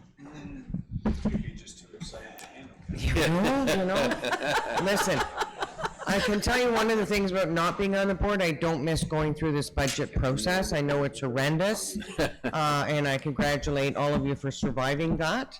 I think we're in good shape with the new funding we've been given by the city. There's a couple of things I do want to comment on, though. I do see some information gaps, and some of you may disagree with me. But the entire organization's departmental costs have been lumped into one line called operations. There is nothing confidential about reporting out, the cost of of tenant safety, the cost of tenant services, the number of employees in those departments. This was always publicly reported, so it's not confidential information. And there's no reason it should not be, continue to be publicly reported. It's a fair question for someone to ask. So how much are tenant services costing us this year? I don't know, because they're lumped into operations. How much is safety costing? I don't know, because it's lumped into operations. So you get where I'm going. It's important to understand this, and as a director, I would often, in those actually two areas, ask questions, because historically, we spent more money on safety than we did on tenant services. And you need to know that, and it's important because we have an aging tenant population. We need to put investments into that area to assist those seniors and connecting them with supports and such. And we need staff better trained and able to handle that aging population. But I have no idea what this corporation has put into tenant services, where we're putting tenants first, and I have no idea what we put into safety. I know OACH is a separate, arm's length corporate organization. It is also not split out, lumped into operations. So you get my drift. On page 2, the overview of Toronto Community Housing, the statement, there's $609 million in rent savings benefits to tenants in 2009. When I read that, I thought it was, what does that even mean? It is not a statistic we have ever seen in the entire history of this corporation. And I do believe somewhere else we probably talk about the amount of subsidy that the shareholder, the City of Toronto, has given Toronto Community Housing. I see no relevance for that particular statement, and tenants themselves have no idea what that means. And on page 3, where it says close to 75% of households rely on government funds as their primary source of income. We should use caution on the language we use to describe tenant incomes and stick to safer things such as low to moderate incomes. Because this statement is actually subject to interpretation and feeds into the stigma already attached to tenants living in Toronto community housing. The minute you say we're living on government funds, what do you think the public conjures up? When in fact, some of our tenants are veterans. 30% of our population is seniors, many of whom are pensioners who receive pension payments, government funds, where they work their entire lives for.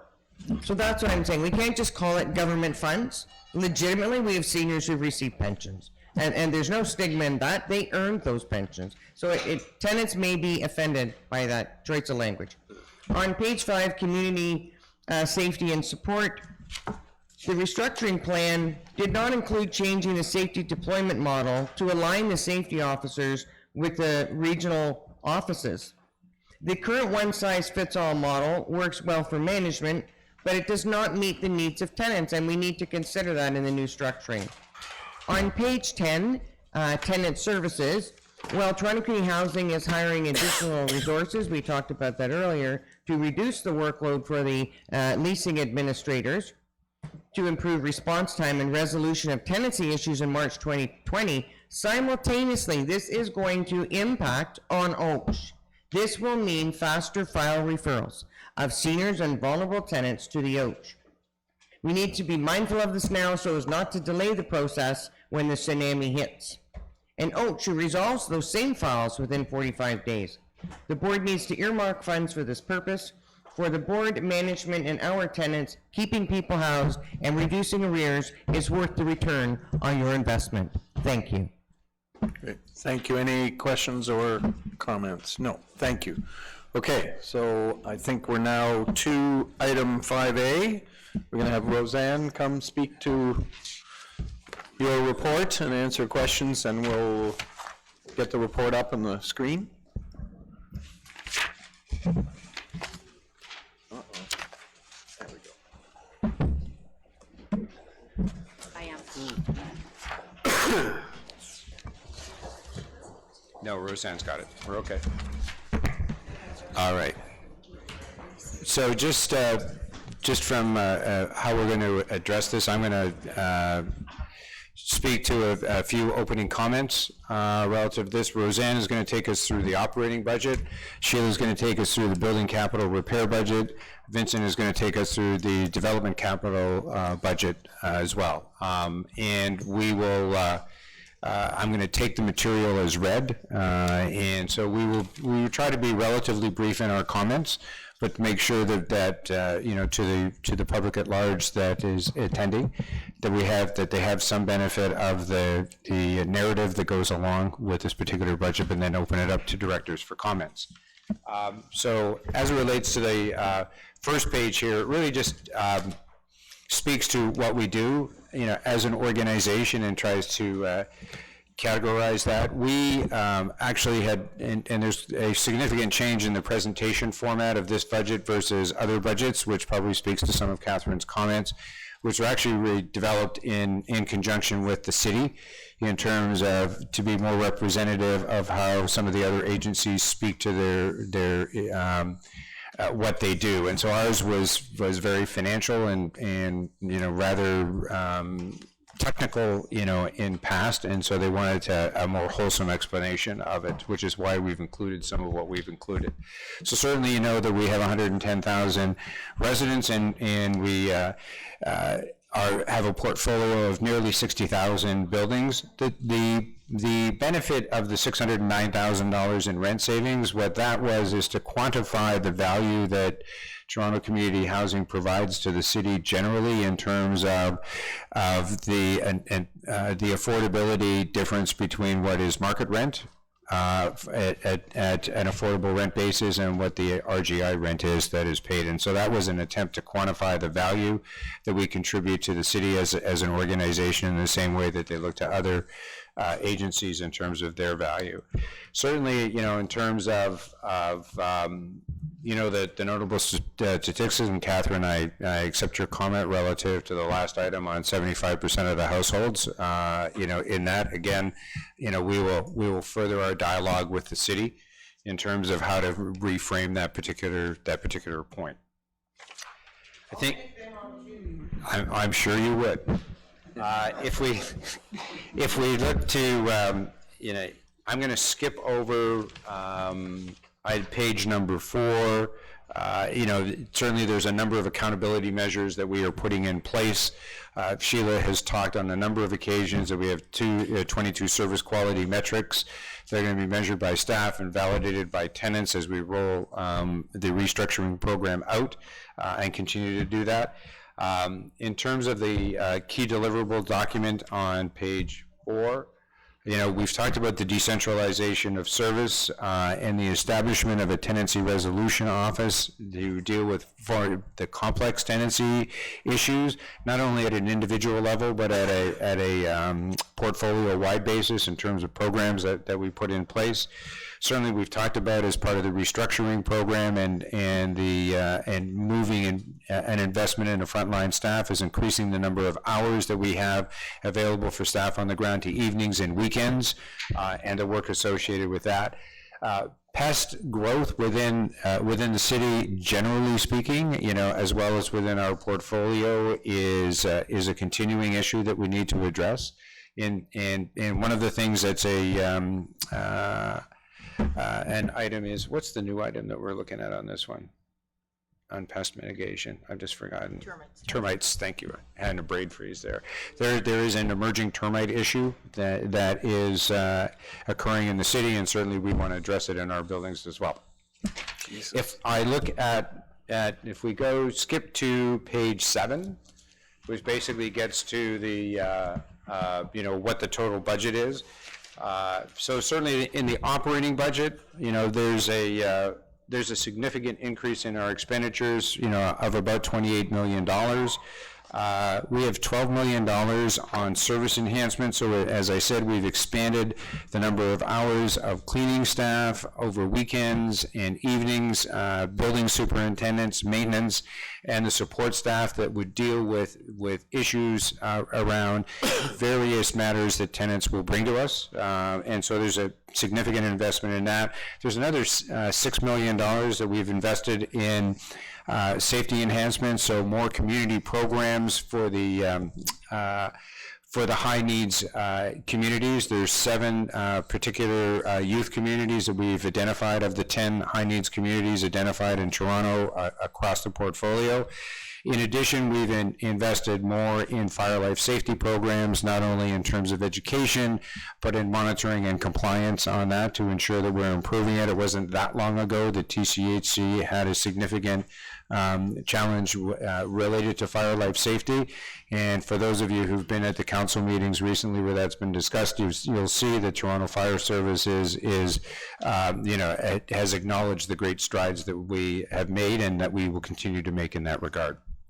I think relative to building capital repair, again, the $350 million that our spend is in 2020 is a record for us. It is a new high watermark of what we are spending. 2 years ago, we had predicted that the facilities condition index in 2020 would be over 18. And facilities condition index is like a golf game.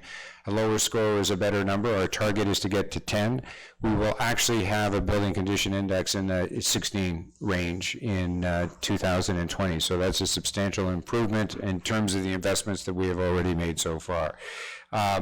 And in addition to that, the comment that I would make relative to development capital is we're going to open up for over 300 new rental units next year as a result of completing the development in 4 separate communities or the phases in 4 separate communities to bring new units that are online. And with that, I will turn it over to Roseanne. Okay, so taking you through, first of all, I'll take you through the permanent funding model. So this was approved by the city just recently. So you'll see in 2016, it was a base subsidy of $203 million. 2018 was the first time they contributed from their capital funding budget, $160 million to TCHC. So it's a temporary 2-year capital funding model in 2018. So there wasn't any permanent funding at that time for capital, but it was a temporary one for 2 years. In 2020 is the very first year that we will have a permanent funding model. So for forever from now on, approved by council, it'll be $160 million allocated to TCHC's capital budget. Prior to that, in 2017 and prior, historically, TCHC has had to use part of their operating funds to fund capital as well as go out for refinancing. Where's that money coming from? Okay, overall operating budget. So service improvement areas, we're focusing on 3 key priority actions. Kevin had touched on some of this already. The investments in 2020 will focus on the building operations, tenant services, and community safety and support, investing in frontline. We do recognize that the building needs do not stop at 4 p.m. or 5 p.m. So we are extending evening and weekend hours for superintendents, cleaning, and maintenance services. Can I ask you a question just at that point? So of the 28 million increase in operating funds, how much of that incremental is taken up by the improvements you're identifying on this page? $5.4 million of the 28 million. To everything on this page? Yeah, everything.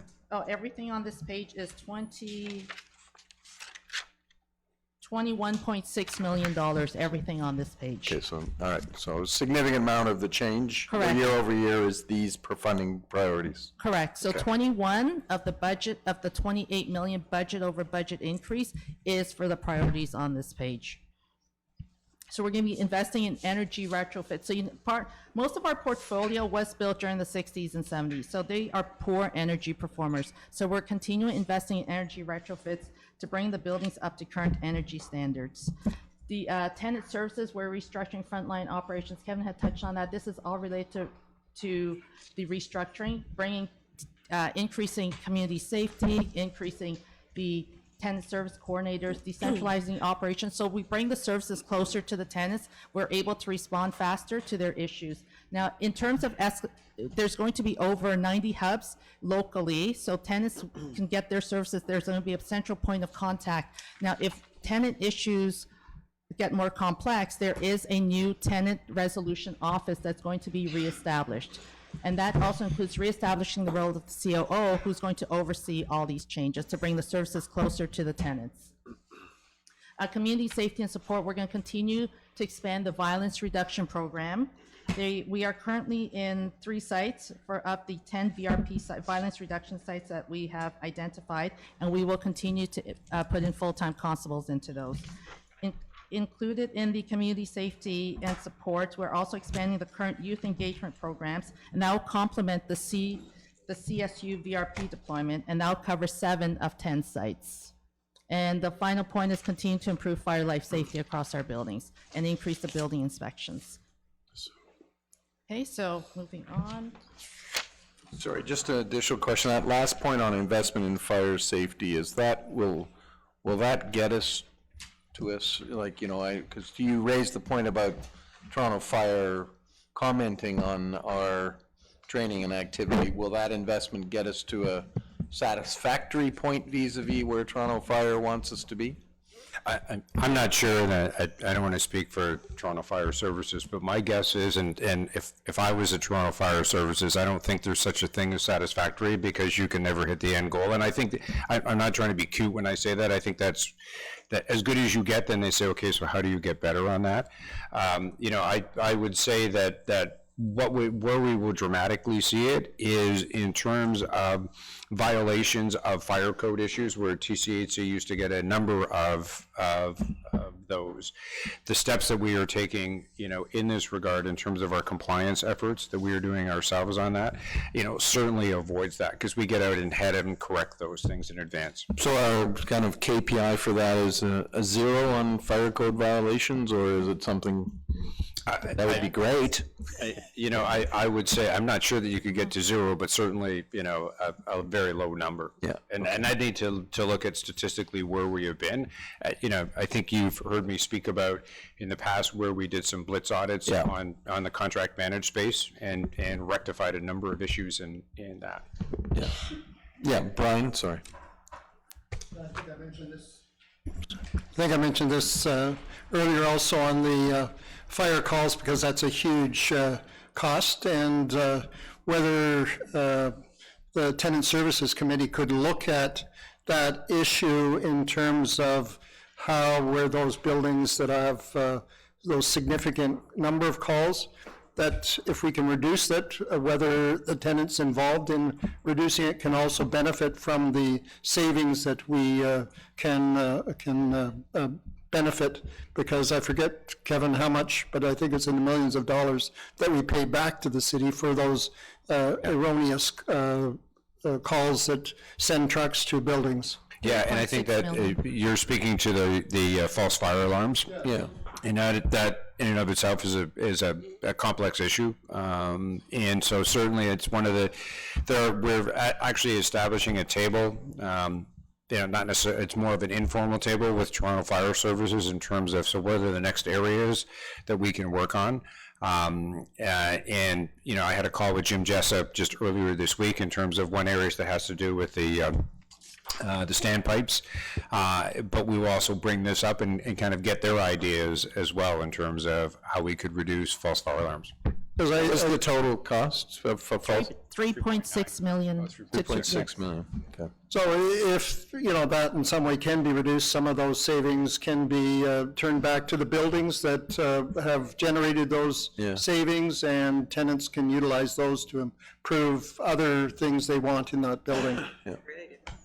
Okay. Great, sorry, thank you. Okay. So moving on, so throughout the budgeting process, all the divisional leads were encouraged to find operational savings within their departments. And these operational savings are then reinvested back into our programs for the benefits of our tenants. So this is not all encompassing, but it is some of our more material efficiencies identified. First one is $1.9 million. So this is a result of the restructuring of the management positions, where we streamline and eliminate a number of management positions. As 3.05 million were IT savings from retiring legacy systems and software systems, reducing software licensing fees by consolidating some of our contracts. 0.5 million for workflow improvements. And then utilities being one of our largest expenses, we are continuously looking for ways to reduce this number. So 2020, we've included almost $6.3 million of energy savings that we are going to continue investments through the capital program as well as tenant education. Question, so in regard to the energy savings or supposed energy savings, we were told at the BIFAC meeting that the 125 million in utilities that was reforecast for 2019 already was a net number that included those savings. So that's 6.27, which is, and now it's broken out, we show the gross figure and we show the savings figure. That's 6.27 million does not represent an increase or new savings. It would be new savings, and I'll look to Sheila to confirm. So we were, at the meeting, we were told that the figure for, because I was asking how did the utilities costs go up so much from 2018 to 2018 at 120 million to 134 million for next year, which is a $14 million increase. And it was explained that those numbers in prior year were net numbers, net of the savings. And this is the first year that we're splitting it out. So had we not split it out, the number, the gross utility cost for 2019 and 18 would have been higher, and we would have shown utility savings. So that is not a real increase in energy efficiency. So in 2018 savings, we actually had over $10 million OCEB credit, so Ontario Clean Energy Board credit. So it's not related to a base utilities expense. So that is a bit understated in 2018. Yes, 2018. It's really closer to over $130 million as the base. And you'll see in 2019 budget, we actually budget $131 million for utilities. It's now coming in at 124, closer to, because when we budget, we used a fixed rate when budgeting for utilities. Now, we engaged a third-party consultant. We analyzed the risk and rewards associated with. We actually went with the spot market rate, so this rate could fluctuate. So John, I think it's fair to say that the savings that we are identifying here, because it's the first year we've kind of pulled it out as a separate item, is a cumulative savings of what we're achieving. So not necessarily a year over year. So I take your point. Right. Okay. Is it? Okay. Okay, so $11.8 million of this savings is reinvested into improving services for our tenants. Okay, this next chart, slide 12, for those on the phone, $21.6 million of our $28 million budget over budget increase is related to these enhancements. So this is attaching numbers to all the programs that I've just talked about. The service enhancements is including the frontline staff, the additional CSCs and TSCs, and the implementation of our over 90 local hubs. Under safety and security, it's $6 million. This includes the fire safety inspections, doing the monthly oversights and signing off on the logs, as well as the violence reduction program for both CSU as well as the tenant services tenant services rollout of the youth engagement programs. And finally, the seniors integrated service model, $3.7 million. This is for the 18 pilot sites out of 83 buildings in phase 1 of the implementation. Okay, so now, of the 28 million, 21 was the new programs. 6.9 million is related to our base increases. So even if we don't do the new programs, the increase will still exist. Municipal taxes and fees. This is the false fire alarms. This is mainly increased due to the false fire alarm charges. Mortgage P&I, 2.8 million. We're taking on additional $58 million from the CMHC National Housing Strategy Loan Fund, part of our capital program. Insurance premiums and liability claims, this is the base increase of annual increase, and our base COLA, collective agreement adjustments, are 2.4 million for the base salaries. And then utilities and other rounds out the balance, a reduction of $580,000. So this just summarize. Yeah. Sorry. John? Sorry, question on the cost of living. What figure are we using for cost of living allowance? 2.25% average. And where was that taken from? How do we arrive at that figure? So so some of the collective agreements and as well as the standard that the city was using. So there's different unions and there's different rates. So average was about 2.25. So these are already booked into an already agreed to agreement. We don't have agreements expiring that we're forecasting for this. Yes, that is the case. Oh, we have So- agreements so- that are expiring, and so we're saying that cost of living, we're anticipating 2.25. Okay. We are anticipating that as we go into collective bargaining, we try and predict from a budgeting perspective what the implication of that is. To the extent that we are going to address those kind of questions, we should be going in camera. Yeah. Right. Well, that's why I'm asking the question. Might wanna about- So I'm just asking the question about how was that number arrived at? And for cost of living, are we using a federal figure or are we using the City of Toronto's? No, it sounds like neither. You're using a combination of existing agreements plus our potential expectation around the results of ongoing negotiations. And to the extent that it's the latter, I don't think we want to talk about that anymore. So one thing we can talk about is the City of Toronto's is in a budget process right now, and they will be taking a number. 2.5. 2.5 is what the city's taking. We're using 2.25. So we should be very careful in terms of this discussion in a public forum. To the extent that we are looking, the board members are looking for details as to how figures are calculated in a budget document that is based on how we predict collective bargaining will proceed, that conversation should be in camera. But the mayor will basing his property tax increase, which he has pegged at the rate of inflation. They always peg it on the property tax increase on the rate of inflation. So I just was wondering what that figure was. I can guarantee that to the extent that councilors have those kind of questions arising out of the budget process, those questions will be addressed by council in camera.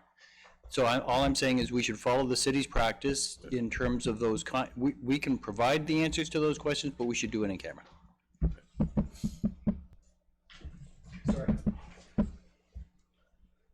One of the advantages of having an employment and labor lawyer is our general counsel.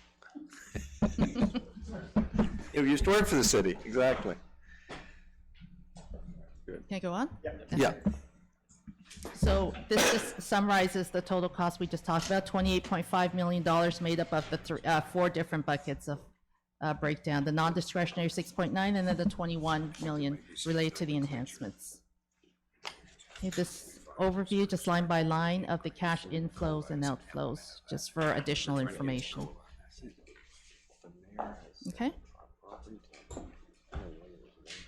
So passing it on to Sheila for the capital budget. So that's what I was wondering, what we're using as the rate of inflation. Right, and so we'll get you that, that's So, the 2020 building renewal capital budget, this is a very significant year for our company in that with the city's adoption of a permanent funding model, which brings with it 160 million a year in capital, and with the federal funding of 1.34 billion coming down through the co-investment fund. For the first time in its history, Toronto Community Housing has a funded 10-year capital plan that will enable us by the end of 2028 with an expenditure of $3.07 billion funded to bring our buildings back to a state of good repair. In 2020, our plan, as Kevin indicated, is reaching a level of 350 million. This keeps us on track to bring the overall condition of the portfolio down to an acceptable state of repair, 10%, which is a good number by the end of 2026, prevents any permanent unit closures, and we will execute over the course of 2020 with the approval of this budget 10,000 individual capital improvements, 20 building roofs, accessibility upgrades in 19 buildings, improve energy efficiency. And with the co-investment fund comes a commitment to us as a company to reduce 25% consumption in portfolio-wide energy consumption by the end of 2028.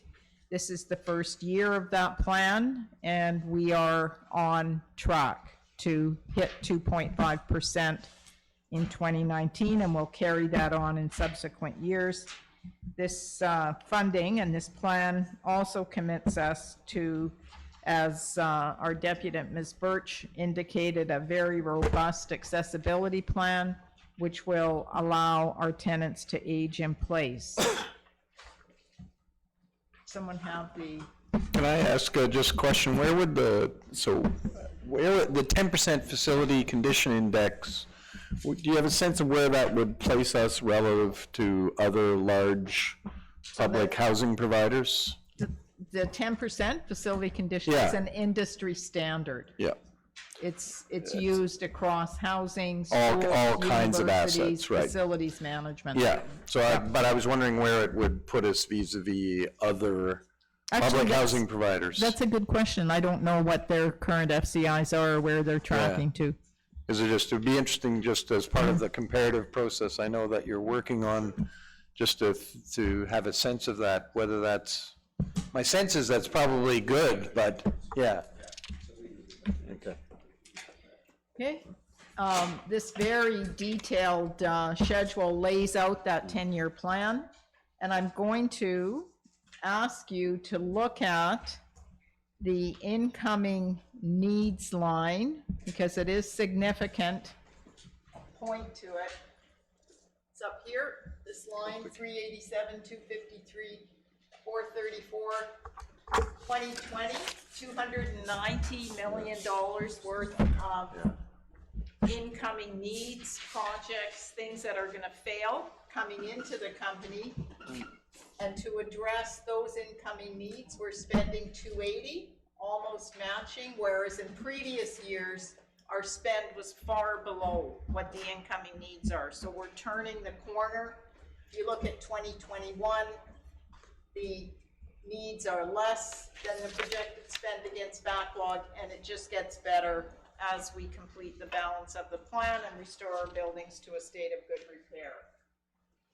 So that's the 10-year plan. You can see the FCI, Kevin indicated 2019, we're on track for 16.2, very small increase next year, and then we start coming down the back end of the plan. Thank you.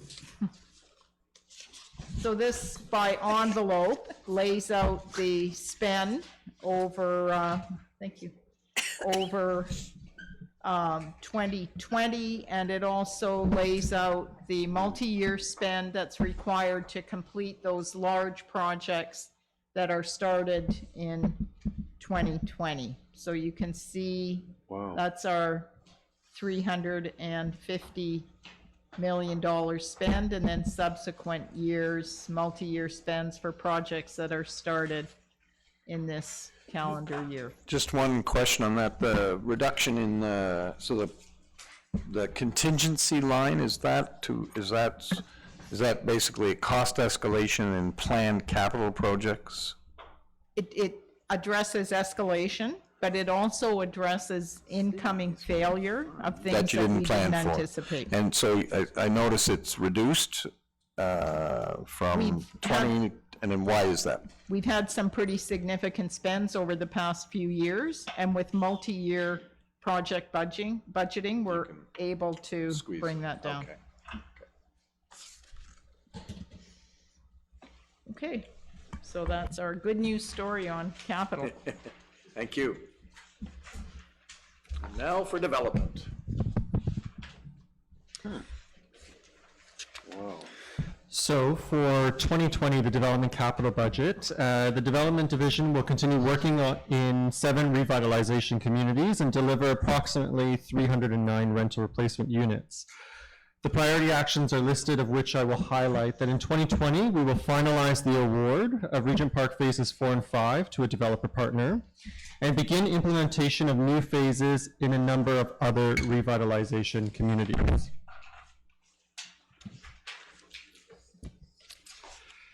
The 2020 development capital budget is 130.5 million, of which 97.6 million will be funded through the sale of land, distribution of profit, and funded from other levels of government. 117 million is related to rental construction costs for approximately 831 rental replacement units that are currently under construction. So while we're completing 309 rental replacement units, we actually have 831 that are currently under construction that will be funded through our 2020 ask. 6.1 million will fund demolition at Fir Grove, and additional planning related costs for Region Park Phases 4 and 5, and planning costs for Don Somerville. Okay. Any questions on development? Yeah, so I mean, we didn't get a lot of questions on either of the capital presentations, but are there any other questions on that the directors have, or any on the phone on the capital programs? No. And I think the only thing that we did have a discussion about before, and I know you're going to work on it, is a little bit of work on the comparison of our per unit cost as housing, and I think this was Brian's point around housing, our cost per unit and rent and income per unit compared to other large housing service providers, Ottawa, Hamilton, and I think that's in development, with looking to potentially have some sense of that by spring of next year. Yes, that's correct. Okay. John? Just one point, as we see in the overall overall budget projections from Roseanne, where it shows the 2019 budget and the reforecasted numbers, it would be good to see that, Sheila, on the multi-year, building capital renewal commitment form, this one here, because you've got 2019, the budget in there, and it would be nice to know where our spend is. Right. Or at least when we're at the year end, so at some point early in the new year, see how much did we spend of all of these envelopes, how many of the, and that's usually indicative of how much we, was completed as per our intentions. Yeah. And how it's actually the best indicator of how well we are at actually getting our money out the door. Well, that's it, because I recall from the TTC, they would have a capital budget of I don't know how many millions, and only so many millions would be spent. And it would be well underspent because they just couldn't get the money out the door. And so I happen to know the statistics with the city, because I've had these discussions with the city, and so it basically spends about 66%. Right, that's right. Of its forecasted. We actually spend 100% of our capital budget. And so we, that wasn't necessarily always the case, but it certainly have been the case at least for the last 2 or 3 years and going forward. In fact, we are 90, at the end of October, we are 92%, 92.5% spent on our capital budget. Mm-hmm. Okay. Sort of stuff. So, but we will bring that reporting back out. Individual buckets, once you have the actuals, it would be interesting to see. Yeah. Thanks. Great. Okay. Thank you. Noted. Brian? Just in addition to what you mentioned, what other benchmarks that we can compare ourselves to the other large municipal providers such as Ottawa or Hamilton, so that we can look at where we want to be and whether we're better or need improvement in some of those other areas. And I think you mentioned that earlier, Tim. So just what are the things we want to compare ourselves to those, so maybe. Maybe it's worth kind of in that context, probably it's BIFAC, I guess, just in terms of having a bit of a consultation with management around the issue of what those, what the box of comparators are that would be helpful to the board, weighed against how easy they are to collect and gather, obviously, and making sure it's apples to apples, because we don't want to create an impossible task. But obviously, assessing ourselves against other municipal housing providers is a helpful benchmark, at least, about where we are and where we want to get to. Sure, and I mean, so I think that's the appropriate place to have it, and we'll have that discussion. And we will come to that discussion, because the first BIFAC meeting is February? January. Oh, yeah. Okay. I think we can actually come with, this is what we are looking at. This is what we're considering to look at. Great. By that time, correct, Scott? Excellent. And so we will bring that we'll put that on the BIFAC agenda. Okay, any other comments from directors? John? Just one last, and further to one of the deputations, when it was discussed, the head count was discussed. I imagine that, Kevin, you have you look at staffing by department and see where it's trending, because we've seen, where we're augmenting staffing, and in the future, that it would be helpful to see, how our staffing is increasing, what are the staffing levels in various departments, and I know at the city, we saw all of that pretty much by department as we went through a very long, protracted budget process. Yes, and so, yes, we will bring that forward. Part of it was somewhat exacerbated by or impacted, I should say, by the timing of when we did the reorganization, because we had already developed the budget along previous departmental lines, and then we went to to the decentralized models. So to not try to drive everybody crazy in finance and HR. No, I understand. We You don't want to keep it, but we will report out on it, yeah. Okay, with that, I think, are we ready to have a motion to approve? John, seconded by Adele. All those in favor? Aye. Carried. Thank you so much. Thank you on the phone. Thank you to everyone who worked on that. I know how much work went into it. I know I reflected Adele's comments earlier. It's an extraordinary effort, and thank you, and we look forward to putting tenants first with all that money. Okay, should we go to 5B now, which is the transfer of block in Lawrence Heights? Who's speaking to that? Yeah. Is that Vincent, you're speaking to it quickly? Vincent is. Because I do have one question. Should we take it as read? Yes. Is that okay? So my only question is, so I gather we're doing this because we're required to have a specific motion, but so we're transferring the market development block pursuant to an agreement we entered into with HDI. Do we have any encumbrance on them, or is it a contractual obligation that they fulfill their side of the bargain, or how is that enforced?